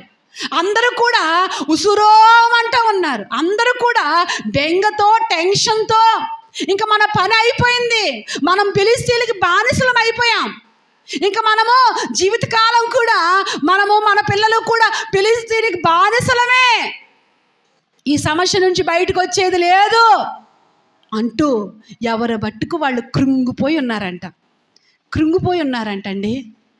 ఆ యుద్ధంలో, ఆ పోరాటంలో ఎవ్వరికి కూడా ధైర్యం లేదు, అందరూ కృంగిపోయారు. కానీ దావీదు యుద్ధం ఎక్కడ నేర్చుకున్నాడంట? దేవుడి దగ్గర నేర్చుకున్నాడు కదా. ఈ దావీదు ఆ గొలియాతును చూసి అంటాడు, ఈ సున్నతి లేని ఈ ఫిలిష్తీయుడు ఏ పాటివాడు? ఏమండి, నిజంగా దావీదుకి కత్తి పట్టుకోవడం వచ్చా? ఏమండి, దావీదుకి మరి యుద్ధాయుధాలు చూడండి. సౌలు తీసుకెళ్ళి ఆయన వస్త్రాలు ధరిస్తుంటుంటే దావీదు ఒక మాట అంటాడండి. అక్కడ ఏమంటాడంటే, నాకు ఇవి వాడుక లేవు, నువ్వు యుద్ధానికి వెళ్తావా? మరి ఇవి వాడుక లేనప్పుడు యుద్ధానికి ఎలా వెళ్తావు? యమాయేమీలుగా నీ అన్నలందరూ కూడా ఎక్కడ నేర్చుకున్నాడు యుద్ధం? ఎక్కడ నేర్చుకున్నారు? దావీదు అన్నలు ఎక్కడ నేర్చుకున్నారు? సైన్యంలో. ఏమండి, సైన్యాధిపతి దగ్గర వాళ్ళు నేర్చుకున్నారు, సైన్యంలో యుద్ధం నేర్చుకున్నారు వాళ్ళు. దావీదు అన్నగారులు తెలుసు కత్తి ఎలా తిప్పాలో. ఏమండి, దావీదు అన్నగారులు తెలుసు ఏమండి ఎలా యుద్ధం చెయ్యాలో. దావీదుకి ఏం తెలుసు? ఏమండి, దావీదు నేర్చుకున్నాడా? సైన్యంలోకి వెళ్ళి నేర్చుకున్నాడా? ఆయన పని ఎంతసేపు ఎక్కడా? గొర్రెలు కాయడమే. ఏమండి, అన్నగారులేమో సైన్యంలో ఉన్నారు, మిలిటరీ సైన్యంలో ఉన్నారు, యుద్ధం నేర్చుకున్నారు, మనుషుల దగ్గర నేర్చుకున్నారు వాళ్ళు. కానీ దావీదు ఎక్కడ నేర్చుకున్నాడు? దేవుని దగ్గర నేర్చుకున్నాడు. దేవుని స్తోత్రం. దావీదు నాకు యుద్ధం నేర్పాడు, నా వేళ్లకు ఏమి నేర్పాడు? యుద్ధం నేర్పాడు. నా చేతులకు యుద్ధం నేర్పాడు, నా వేళ్లకు పోరాటం నేర్పాడు. ఏమండి, అలా నిజమే చాలాసార్లు నా జ్ఞానం, నా తెలివి అనుకుంటూ, ఏమండి, నీ జ్ఞానంపై, నీ తెలివితేటలపై ఆధారపడి నువ్వు జయం పొందలేవు. దేవుని దగ్గర నేర్చుకో, దేవుణ్ణి అడుగు, దేవా నాకు వస్తున్న పోరాటాల్లో నేను ఎలా నిలబడాలి, ఎలా జయించాలి, నువ్వు నాకు సహాయం చేయవా అని ఎప్పుడైతే నీకు వస్తున్న పోరాటాల్లో దేవుణ్ణి అడుగుతావో, ఏమండి, దేవుడు నీకు నేర్పిస్తాడు. మనకెవ్వరికి కూడా, మనం ఎవ్వరం కూడా ఒక రకంగా, నా మట్టుకు నాకు ఏమీ తెలియదండి. ఏమండి, ఎలా సమస్య మీద ఎలా జయం పొందుకోవాలో నాకు తెలియదు. ఏమండి, ఎన్నో సమస్యల గుండా ఎన్నో పోరాటాల గుండా నా జీవితం వెళ్ళింది. కానీ ప్రతి పోరాటంలో, ప్రతి సమస్యలో కూడా దేవుడు ఇంతవరకు కూడా దేవుణ్ణి అండగా నేను కలిగి ఉన్నాను. దేవుణ్ణి నేను అండగా కలిగి ఉన్నప్పుడు ఇంతవరకు కూడా ప్రతి పోరాట ప్రతిమలో కూడా దేవుడు నాకు విజయం ఇచ్చాడు. దేవుని స్తోత్రం. ఏమండి, ప్రతి పోరాట ప్రతిమలో ఎక్కడా కూలిపోకుండా, ఎక్కడా జారిపోకుండా, నా అడుగులు జారి పడకుండా, నా విశ్వాస జీవితంలో, నా భక్తి జీవితంలో ఏమండి నా అడుగులు జారి పడకుండా నా దేవుడు ఇంతవరకు కూడా నన్ను నిలబెట్టుకున్నాడు. హల్లెలూయా. ఏమండి, ఎన్నో పోరాటాలు, ఎన్నో ప్రతికూల పరిస్థితులు, ఏమండి ఎన్నో ఆటంకాలు, ఎన్నో మనసుకు బాధ తెచ్చే పరిస్థితులు, వీటన్నిటిలో కూడా దేవుడు ఇంతగా నిలబెట్టుకున్నాడు అంటే ఆయన నాకు నేర్పించాడు. మీకు కూడా అంతే. మీరు ఇంతవరకు కూడా ఎన్నో పోరాటాల్లో నిలబడ్డారు. దేవుడు మీకు నేర్పిస్తున్నాడు. ఇంకా మనం నేర్చుకుందాం. ఇంకా మన బ్రతుకు కాలం అంతా కూడా ఎక్కడ నేర్చుకుందాం? ప్రభు పాదాల దగ్గర నేర్చుకుందాం. దావీదు నేర్చుకున్నాడు. సౌలు వస్త్రాలు ధరిస్తూ ఉంటుంటే నాకు వాడుకలు, మరి ఎలా వెళ్తావు? ఇదిగో నా చేతిలో ఏముంది? కర్ర ఉంది, రాళ్ళు ఉన్నాయి. ఈ కర్ర, ఈ రాళ్ళు, ఈ ఒడిసెలా చాలు వెళ్ళాడు. ఏమండి, యుద్ధం ఎవరిదే? యుద్ధం నాది కాదు, యెహోవాదే. దేవుని స్తోత్రం. హల్లెలూయా.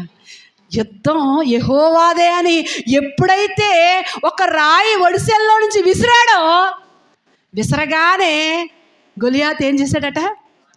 రాయి విసిరితే వెనకబడాలి కదా, ఎక్కడ పడ్డాడు? ఈయన రాయి విసరగానే ఏమండి ప్రభువు ఆయన ఒక్క చరుపు సరిసాడేమో, మనకు అర్థమైనట్టుగా. అంతే కదా. ఏమండి, రాయికి ఎవరు పడతారండి? రాయికి పడతారా? ఒక్క రాయి విసిరాడు. మొత్తం అంతా గొలియాతు మొత్తం అన్ని యుద్ధాయుధాలే. ఇక్కడ నొసల దగ్గర ఆ దేవత బొట్టు పెట్టుకోవడానికి కొంచెం గ్యాప్ ఉందంట ఇక్కడ.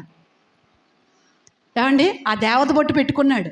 దేవత గుడికి వెళ్ళి, దాగోని గుడికి వెళ్ళి మొక్కుకుని ఒక బొట్టు పెట్టుకుని ఆ యుద్ధంలోకి వచ్చాడు.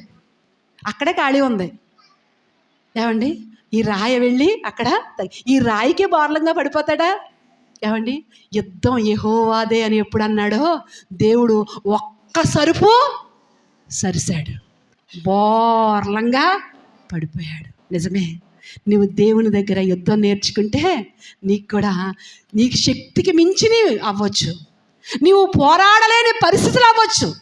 ఎప్పుడైతే నువ్వు దేవుని మీద ఆధారపడతావో, దేవుని పాదాల దగ్గర కూర్చుని నువ్వు నేర్చుకుంటావో, దేవుడు నీ పక్షం అయిపోతాడు.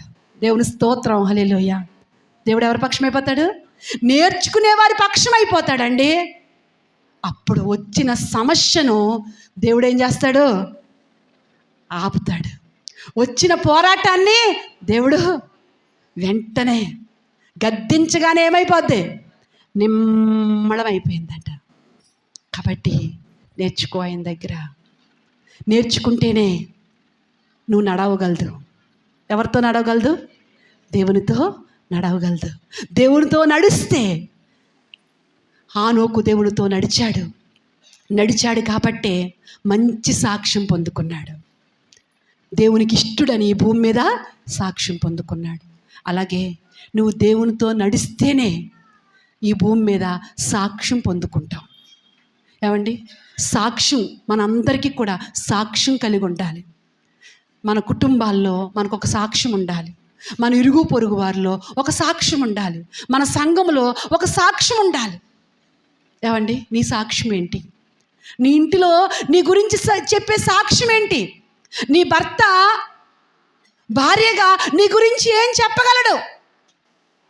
భార్యగా ఏమండి భర్త గురించి నీ భార్య ఏం చెప్పగలదు? ఏమండి, కుటుంబంలో నీ సాక్ష్యం ఏంటి? పిల్లలు నీ గురించి ఏం చెప్పగలరు? నీ సాక్ష్యం ఏంటి?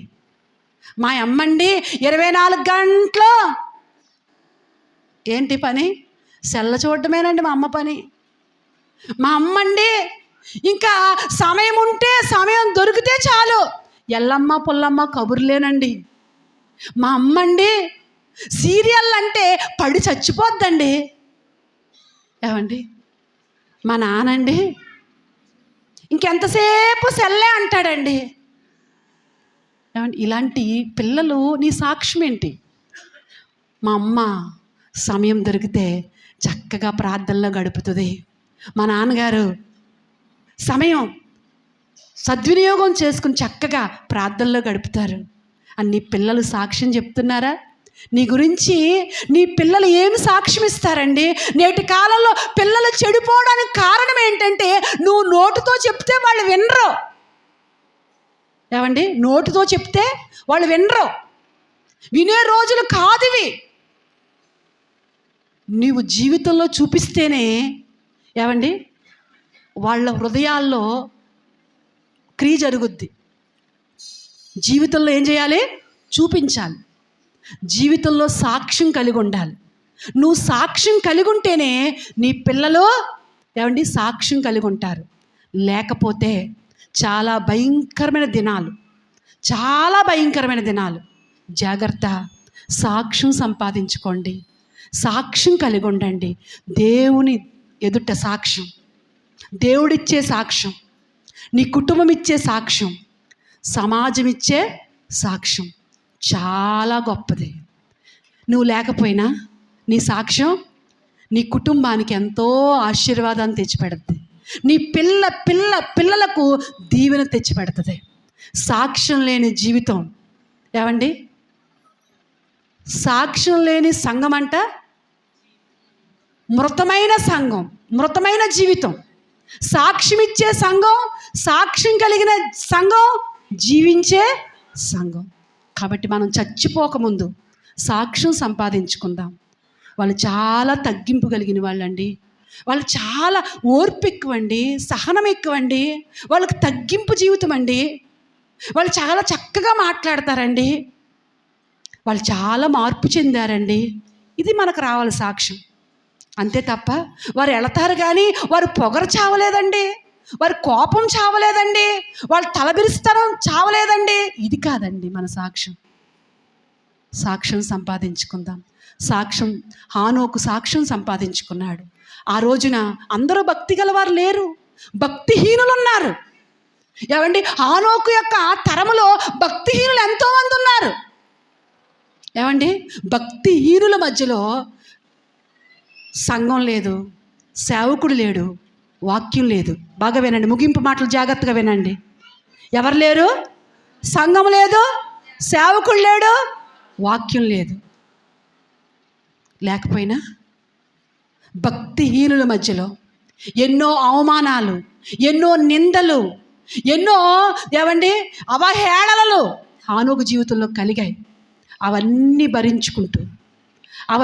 భరించుకుంటూ సాక్ష్యాన్ని సంపాదించుకున్నాడు. ఒకసారి గట్టిగా హల్లెలూయా చెప్తామా? హల్లెలూయా. నీకు ఈ రోజున సంఘం ఉంది, నిన్ను గద్దించే సేవకుడు ఉన్నాడు. ఏమండి, అంతకంటే అమూల్యమైన వాక్యం ఉంది. ఇన్నున్నా కానీ మనకేమి లేదు, సాక్ష్యం లేదు. మంచి సంఘం, మా సంఘంలో మంచి వాక్యం అండి అని చెప్తున్నా, మంచిదే. చాలామంది అంటారు. ఏమండి, కొంతమంది పెళ్ళిళ్ళు చేసుకుని వెళ్ళిపోయి వాళ్ళు చాలా బాధతో చెప్తూ ఉంటారు మాతో, అయ్యో మాకు సరైన వాక్యం అందట్లేదండి. మరి ఒక 4 నెలలు 5 నెలలు అవుద్ది ఒక అమ్మాయి పెళ్ళయి. వాళ్ళ అమ్మగారు వచ్చి అంటున్నారు, ప్రార్థన చెయ్యండి, మా పిల్ల వాళ్ళకి సరైన వాక్యం లేదు, మన ఏరియా వచ్చేయాలి. వాళ్ళు కేశవరం అండి, ఆ కేశవరం ఏరియా వచ్చేయాలంట. నేను అన్నాను, అమ్మ అలా అనుకో, అక్కడ కూడా ఇప్పుడు వాక్యం మంచిగా బోధించే వాళ్ళు ఉంటారు, అక్కడికి వెళ్ళమనండి, అంతే తప్ప ఇక్కడికి వచ్చేయమనండి, ఇలా ప్రార్థన చేయండి అని అనకూడదమ్మా అలాగా అన్నాను. దేవుని స్తోత్రం, హల్లెలూయా. ఏమండి, నిజమే, మనం మంచి వాక్యం అనుకుంటున్నాం, మంచి సహవాసం అని చెప్పుకుంటున్నాం. ఏమండి, మంచి దైవజనుడు నాకు ఉన్నాడు, గద్దించే దైవజనుడు నాకు ఉన్నాడని మీలో చాలామంది ఏమండి సంతోషించే వాళ్ళు ఉన్నారు, తిట్టుకునే వాళ్ళు ఉన్నారు. తిట్టుకునే వాళ్ళని తిట్టుకొనివ్వండి, కానీ మీరు ఏమండి గద్దించే సేవకుడు ఉన్నాడని మీరు ఆ యొక్క మరి అభిమానం, ఆ యొక్క మరి విశ్వాసం దేవుని ఎడల మీరు కలిగిన వాళ్ళు చాలామంది ఉన్నారు. ఒకరోజు పాస్టర్ గారు బండి మీద నుంచి పడిపోయారు. ఆ రోజు మొన్నాడు మన పెద్దిరాజు గారు వచ్చి ఏడ్చేస్తున్నాడు. ఏమని ఏడుతున్నాడు తెలుసా?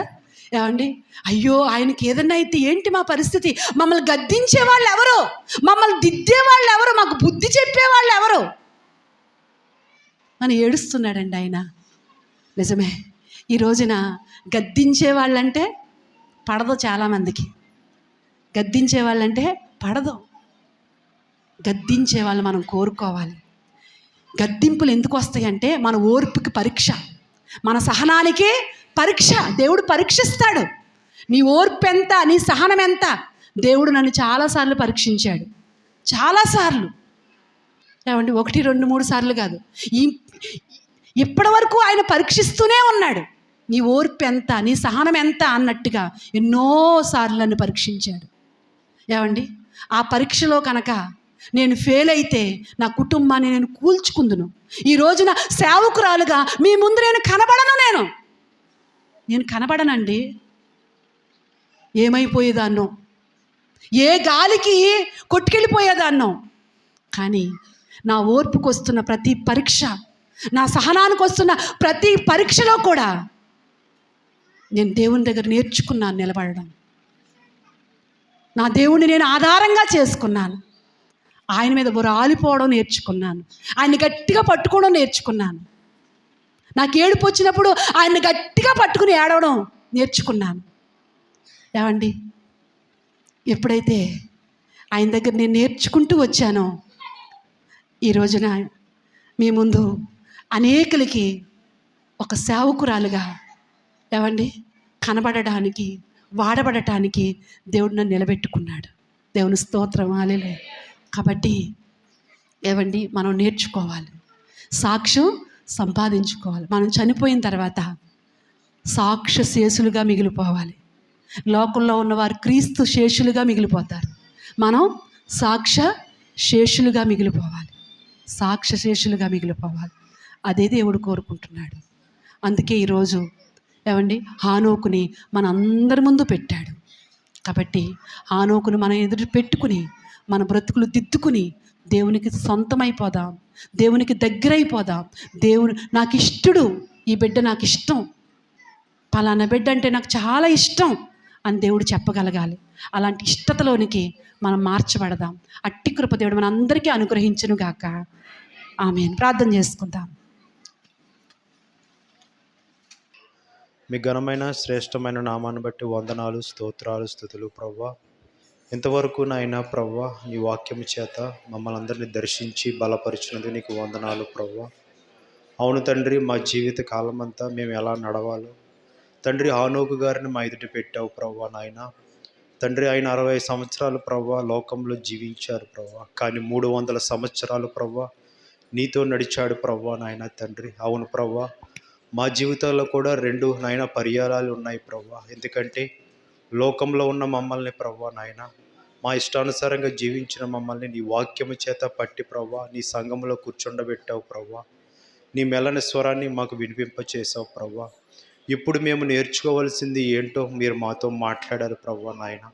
అవును తండ్రి, నీ యొద్ద నేర్చుకున్నప్పుడు ప్రతి ఒక్కటి నువ్వు నేర్పిస్తానంటున్నావు ప్రభువా నాయన తండ్రి.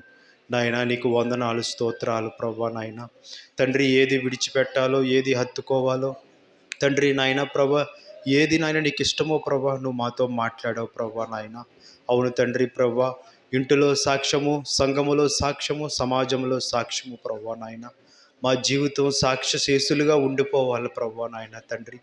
ఎందుకంటే ప్రభా నాయన ఈ లోకంలో మమ్మల్ని ఏర్పరచుకున్నది ప్రభా అనేకులకు మీరు నాయన ప్రభా సాక్షులుగా ఉండాలని నువ్వు ఏర్పరచుకున్నావు ప్రభా నాయన. మా జీవితాన్ని మేము సరిదిద్దుకునే మనసు మాకు దయచేయండి ప్రభా నాయన తండ్రి. మా ఆరాధన ప్రభా నీకు ఇష్టపూర్వకంగా ఉండాలి ప్రభా నాయన తండ్రి. మొదటగా తండ్రి ప్రభా, మేము నడవలసిన మార్గము తండ్రి నీ వాక్యము చేత మాకు చూపించినప్పుడు అది సరి చేసుకునే మనసు మాకు దయచేయండి ప్రభా నాయన తండ్రి. ఆనోకు వలె ప్రభా నాయన తండ్రి, నాయన మా జీవితాల్లో ఎన్నో పోరాటాలు వస్తాయి ప్రభా, కుటుంబంలో ఎన్నో పోరాటాలు ప్రభా తండ్రి, ఆరోగ్య విషయంలో ఎన్నో సమస్యలు రావచ్చు ప్రభా తండ్రి. వీటన్నిటి మధ్యలో నిన్ను ఆధారంగా చేసుకుంటే ప్రభా నాయన తండ్రి, నీవు మాతో ఉంటే ప్రభా నాయన, ఆనాడు శత్రుకు మెషకు అబేద్కును అగ్నిగుండంలో పారవేసినప్పటికీ వారు ఎంతో ఆహ్లాదకరంగా ఉండడానికి కారణం తండ్రి, వారితో నీవు ఉన్నావు ప్రభా నాయన తండ్రి. మేము కూడా తండ్రి, నా దేవుడు నాతో ఉన్నాడని ప్రభా నాయన, ఆ బాధలో, ఆ వ్యాధిలో, ఆ కష్టంలో తండ్రి ప్రభా ఆహ్లాదకరంగా మేము జీవించినప్పుడు తండ్రి ప్రభా, లోకస్తులు మమ్మల్ని చూసినప్పుడు తండ్రి, అవును తండ్రి, వారికి ఆశ్చర్యము కలిగినట్లుగా ప్రభా నాయన, సమస్యను బట్టి కృంగిపోకుండగా నాయన తండ్రి, వ్యాధి బాధలను బట్టి కృంగిపోకుండగా ప్రభా నాయన, చేతకాని వారిగా మేము అయిపోకుండగా ప్రభా, నిన్ను ఆధారం చేసుకునే మనసు మాకు దయచేయమని, మమ్మల్ని బలపరచమని, నీ వాక్యము మా హృదయంలో ఫలించినట్లుగా దేవా మీరే గొప్ప కార్యము చేసి మహిమ పొందమని యేసునామమున ప్రార్థిస్తున్నాము తండ్రి. ఆమేన్. మరి ఒక మాట, ఈ రోజు నుంచి కూడా మరి 7 రోజులు ఉపవాస ప్రార్థనలు జరుగుతున్నాయి. కాబట్టి అవకాశం ఉన్నట్టు వారు 3 గంటల వరకు కూడా ప్రార్థన జరుగుతుంది. కాబట్టి మరి అవకాశం ఉన్నట్టు వారు అందరూ కూడా పాలు పంపులు పొందండి. శనివారంతో ముగించబడతాయి. కాబట్టి మరి వచ్చే ఆదివారం బల్లారాధన. ఈ యొక్క గడిచిన ఈ నెలలో ఫస్ట్ ఆదివారం, ఈ ఈ ఆదివారం 1వ తారీఖు వచ్చింది కాబట్టి నెక్స్ట్ ఆదివారమే మనకు 2వ ఆదివారం. కాబట్టి బల్లారాధన వచ్చే ఆదివారం. కాబట్టి బల్లలో పాలు పంపులు పొందడానికి సిద్ధపడి రండి. నెల ప్రార్థనకు మాత్రం, శనివారం ప్రార్థనకు మాత్రం అందరూ రావాలి. ఎందుకంటే మరి 2వ ఆదివారం రావడం వల్ల ఈ ఫస్ట్ శనివారమే మరి ఉపవాస ప్రార్థన పెట్టడం జరుగుతుంది. కాబట్టి ఇది గమనించి మీ అందరూ కూడా మరి ఒకవేళ ఈ 7 రోజులు ఒకవేళ అవకాశం లేకపోయినా శనివారం మాత్రం అందరూ కూడా మరి బలలో పాలు పంపులు పొందుకునేవారు సాధ్యమైనంత వరకు అందరూ కూడా ఉపవాస ప్రార్థనలో ఉండడం మీకు మంచిది, మీ కుటుంబాలకు మంచిది. కాబట్టి ఆ విధంగా పాలు పంపులు పొందండి. ప్రార్థన ఆశీర్వాదాలు తీసుకుందాం. మరొక మాట ఏంటంటే, కావులపురం పుష్ప మరి తలకి దెబ్బ తలగడం వల్ల హాస్పిటల్లో 2-3 రోజులు ఉండాలని చెప్పారు. కాబట్టి తన కొరకు ప్రార్థనలో జ్ఞాపకం చేసుకోండి. మరి అవకాశాన్ని బట్టి, వీలుని బట్టి మరి వెళ్ళి ప్రార్థన చేసి రండి. లేకపోతే ఇంటికి వచ్చిన తర్వాత ఒకసారి వెళ్ళి ప్రార్థన చేసి రావాలని మీకు మనవి చేస్తున్నాను. అంతేకాకుండా మన కృష్ణవేణి గారి భర్త గారు సత్యనారాయణ గారు, కేతావరపాలెం వెంకటేశ్వరరావు గారు మరి ఆయనకి చేదు సంచిలో రాళ్ళు ఉన్నాయంట. కాబట్టి ఆపరేషన్ చేయాలని చెప్పారు. నొప్పితో చాలా ఇబ్బంది పడుతున్నారు ఆయన. కాబట్టి ఈ వారంలో ఆపరేషన్ చేస్తారని చెప్పారు. కాబట్టి ఆయన కొరకు ప్రార్థన చేయండి. దేవుడు మరి మరలా మన మధ్యకు ఆరోగ్యంతో నిలబెట్టుకుని మరి మంచి ఆరోగ్యంతో మన మధ్యకు నడిపించుకున్నట్లుగా ఆ బిడ్డ కొరకు మానకుండా మీ సొంత ప్రార్థనలో జ్ఞాపకం చేసుకోండి. అలాగే మరి శ్రీని గారు, మన యొక్క ఆటో శ్రీని గారు జ్వరంతో చాలా బలహీనపడ్డారు రాత్రి కాలంలో. కానీ దేవుని కృప మరి ఈరోజు వచ్చారు. కాబట్టి ఆ బిడ్డ కొరకు, అలాగే వాళ్ళ అమ్మగారి కొరకు కూడా మీరు ప్రార్థనలో జ్ఞాపకం చేసుకోండి. ఈ విధంగా మరి కొంతమంది బలహీనులు ఉన్నారు. మరి పద్మలత గారు చెప్పారు, ఆ పాపకి మరి నిన్నటి దినాన్ని ఆల్నైట్ ప్రేయర్లో మీరు ప్రార్థన చేశారు కదా, మరొకసారి సంఘం కూడా ప్రార్థన చేయాలని ఆ బిడ్డ కొరకు కోరుకుంటున్నా. తనకు చాలా విపరీతమైన దగ్గుతో ఊపిరాడని పరిస్థితిలో మరి హాస్పిటల్లో మరి వెళ్ళారని చెప్పారు. కాబట్టి దేవుడు ఆ బిడ్డని బాగు చేసి ఆరోగ్యం ఇచ్చినట్లుగా ప్రార్థనలో జ్ఞాపకం చేసుకోండి. ఈ విధంగా బలహీనులైన వారిని కొరకు కూడా మరి శాంతారావు గారి కుమార్తె కొరకు, ఇలా కొంతమంది బలహీనులు ఉన్నారు కదా, వారి కొరకు జ్ఞాపకం చేసుకుందాం. ప్రార్థన ఆశీర్వాదాలు తీసుకుందాం. నేను చెప్పిన విషయాల కొరకు ఒక్కసారి ప్రార్థన చేద్దాం. ఒక్కసారి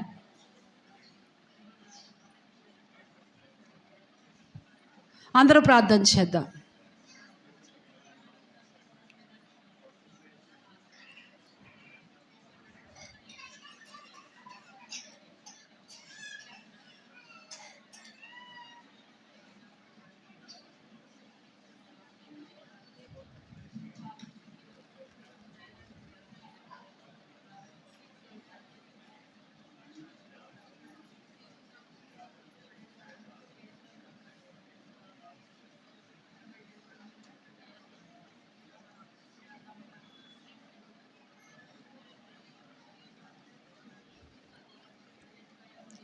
బలహీనలు జ్ఞాపకం చేసుకుందాం.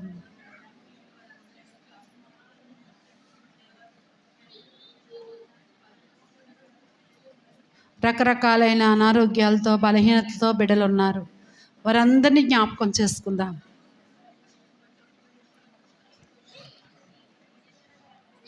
సహాయం చేయి నాయన. పుష్ప విషయంలో సహాయం చేయదండి. విషయంలో సహాయం చేయి నాయన. వెంకటేశ్వర గారి విషయంలో సహాయం చేయండి.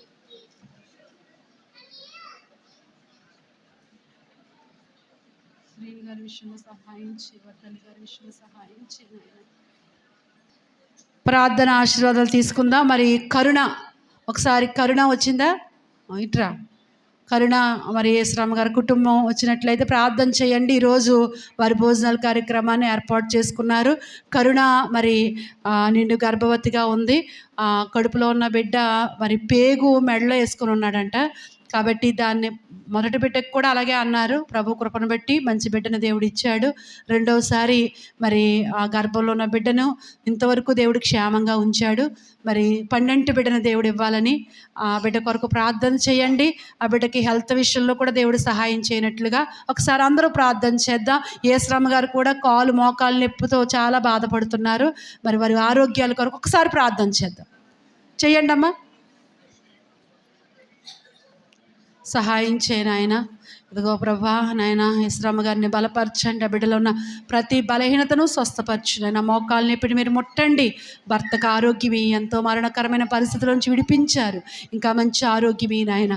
కరుణ పట్ల మీరు ఎంతో దయ చూపించారు. ఆ బిడ్డను విడిచిపెట్టలేదు నాయన. మొట్టమొదటిగా మన 12 బిడ్డనిచ్చారు. మరొకసారి గర్భాన్ని తెరిచారు. ఈసారి కూడా మంచి బిడ్డనివ్వండి తండ్రి. అలాగే ప్రభు జయ్యని కూడా జ్ఞాపకం చేసుకో. ఆ బిడ్డ చేసిన పనిలో కూడా తోడుగుండి రెక్కలకు ఆరోగ్యమే నాయన.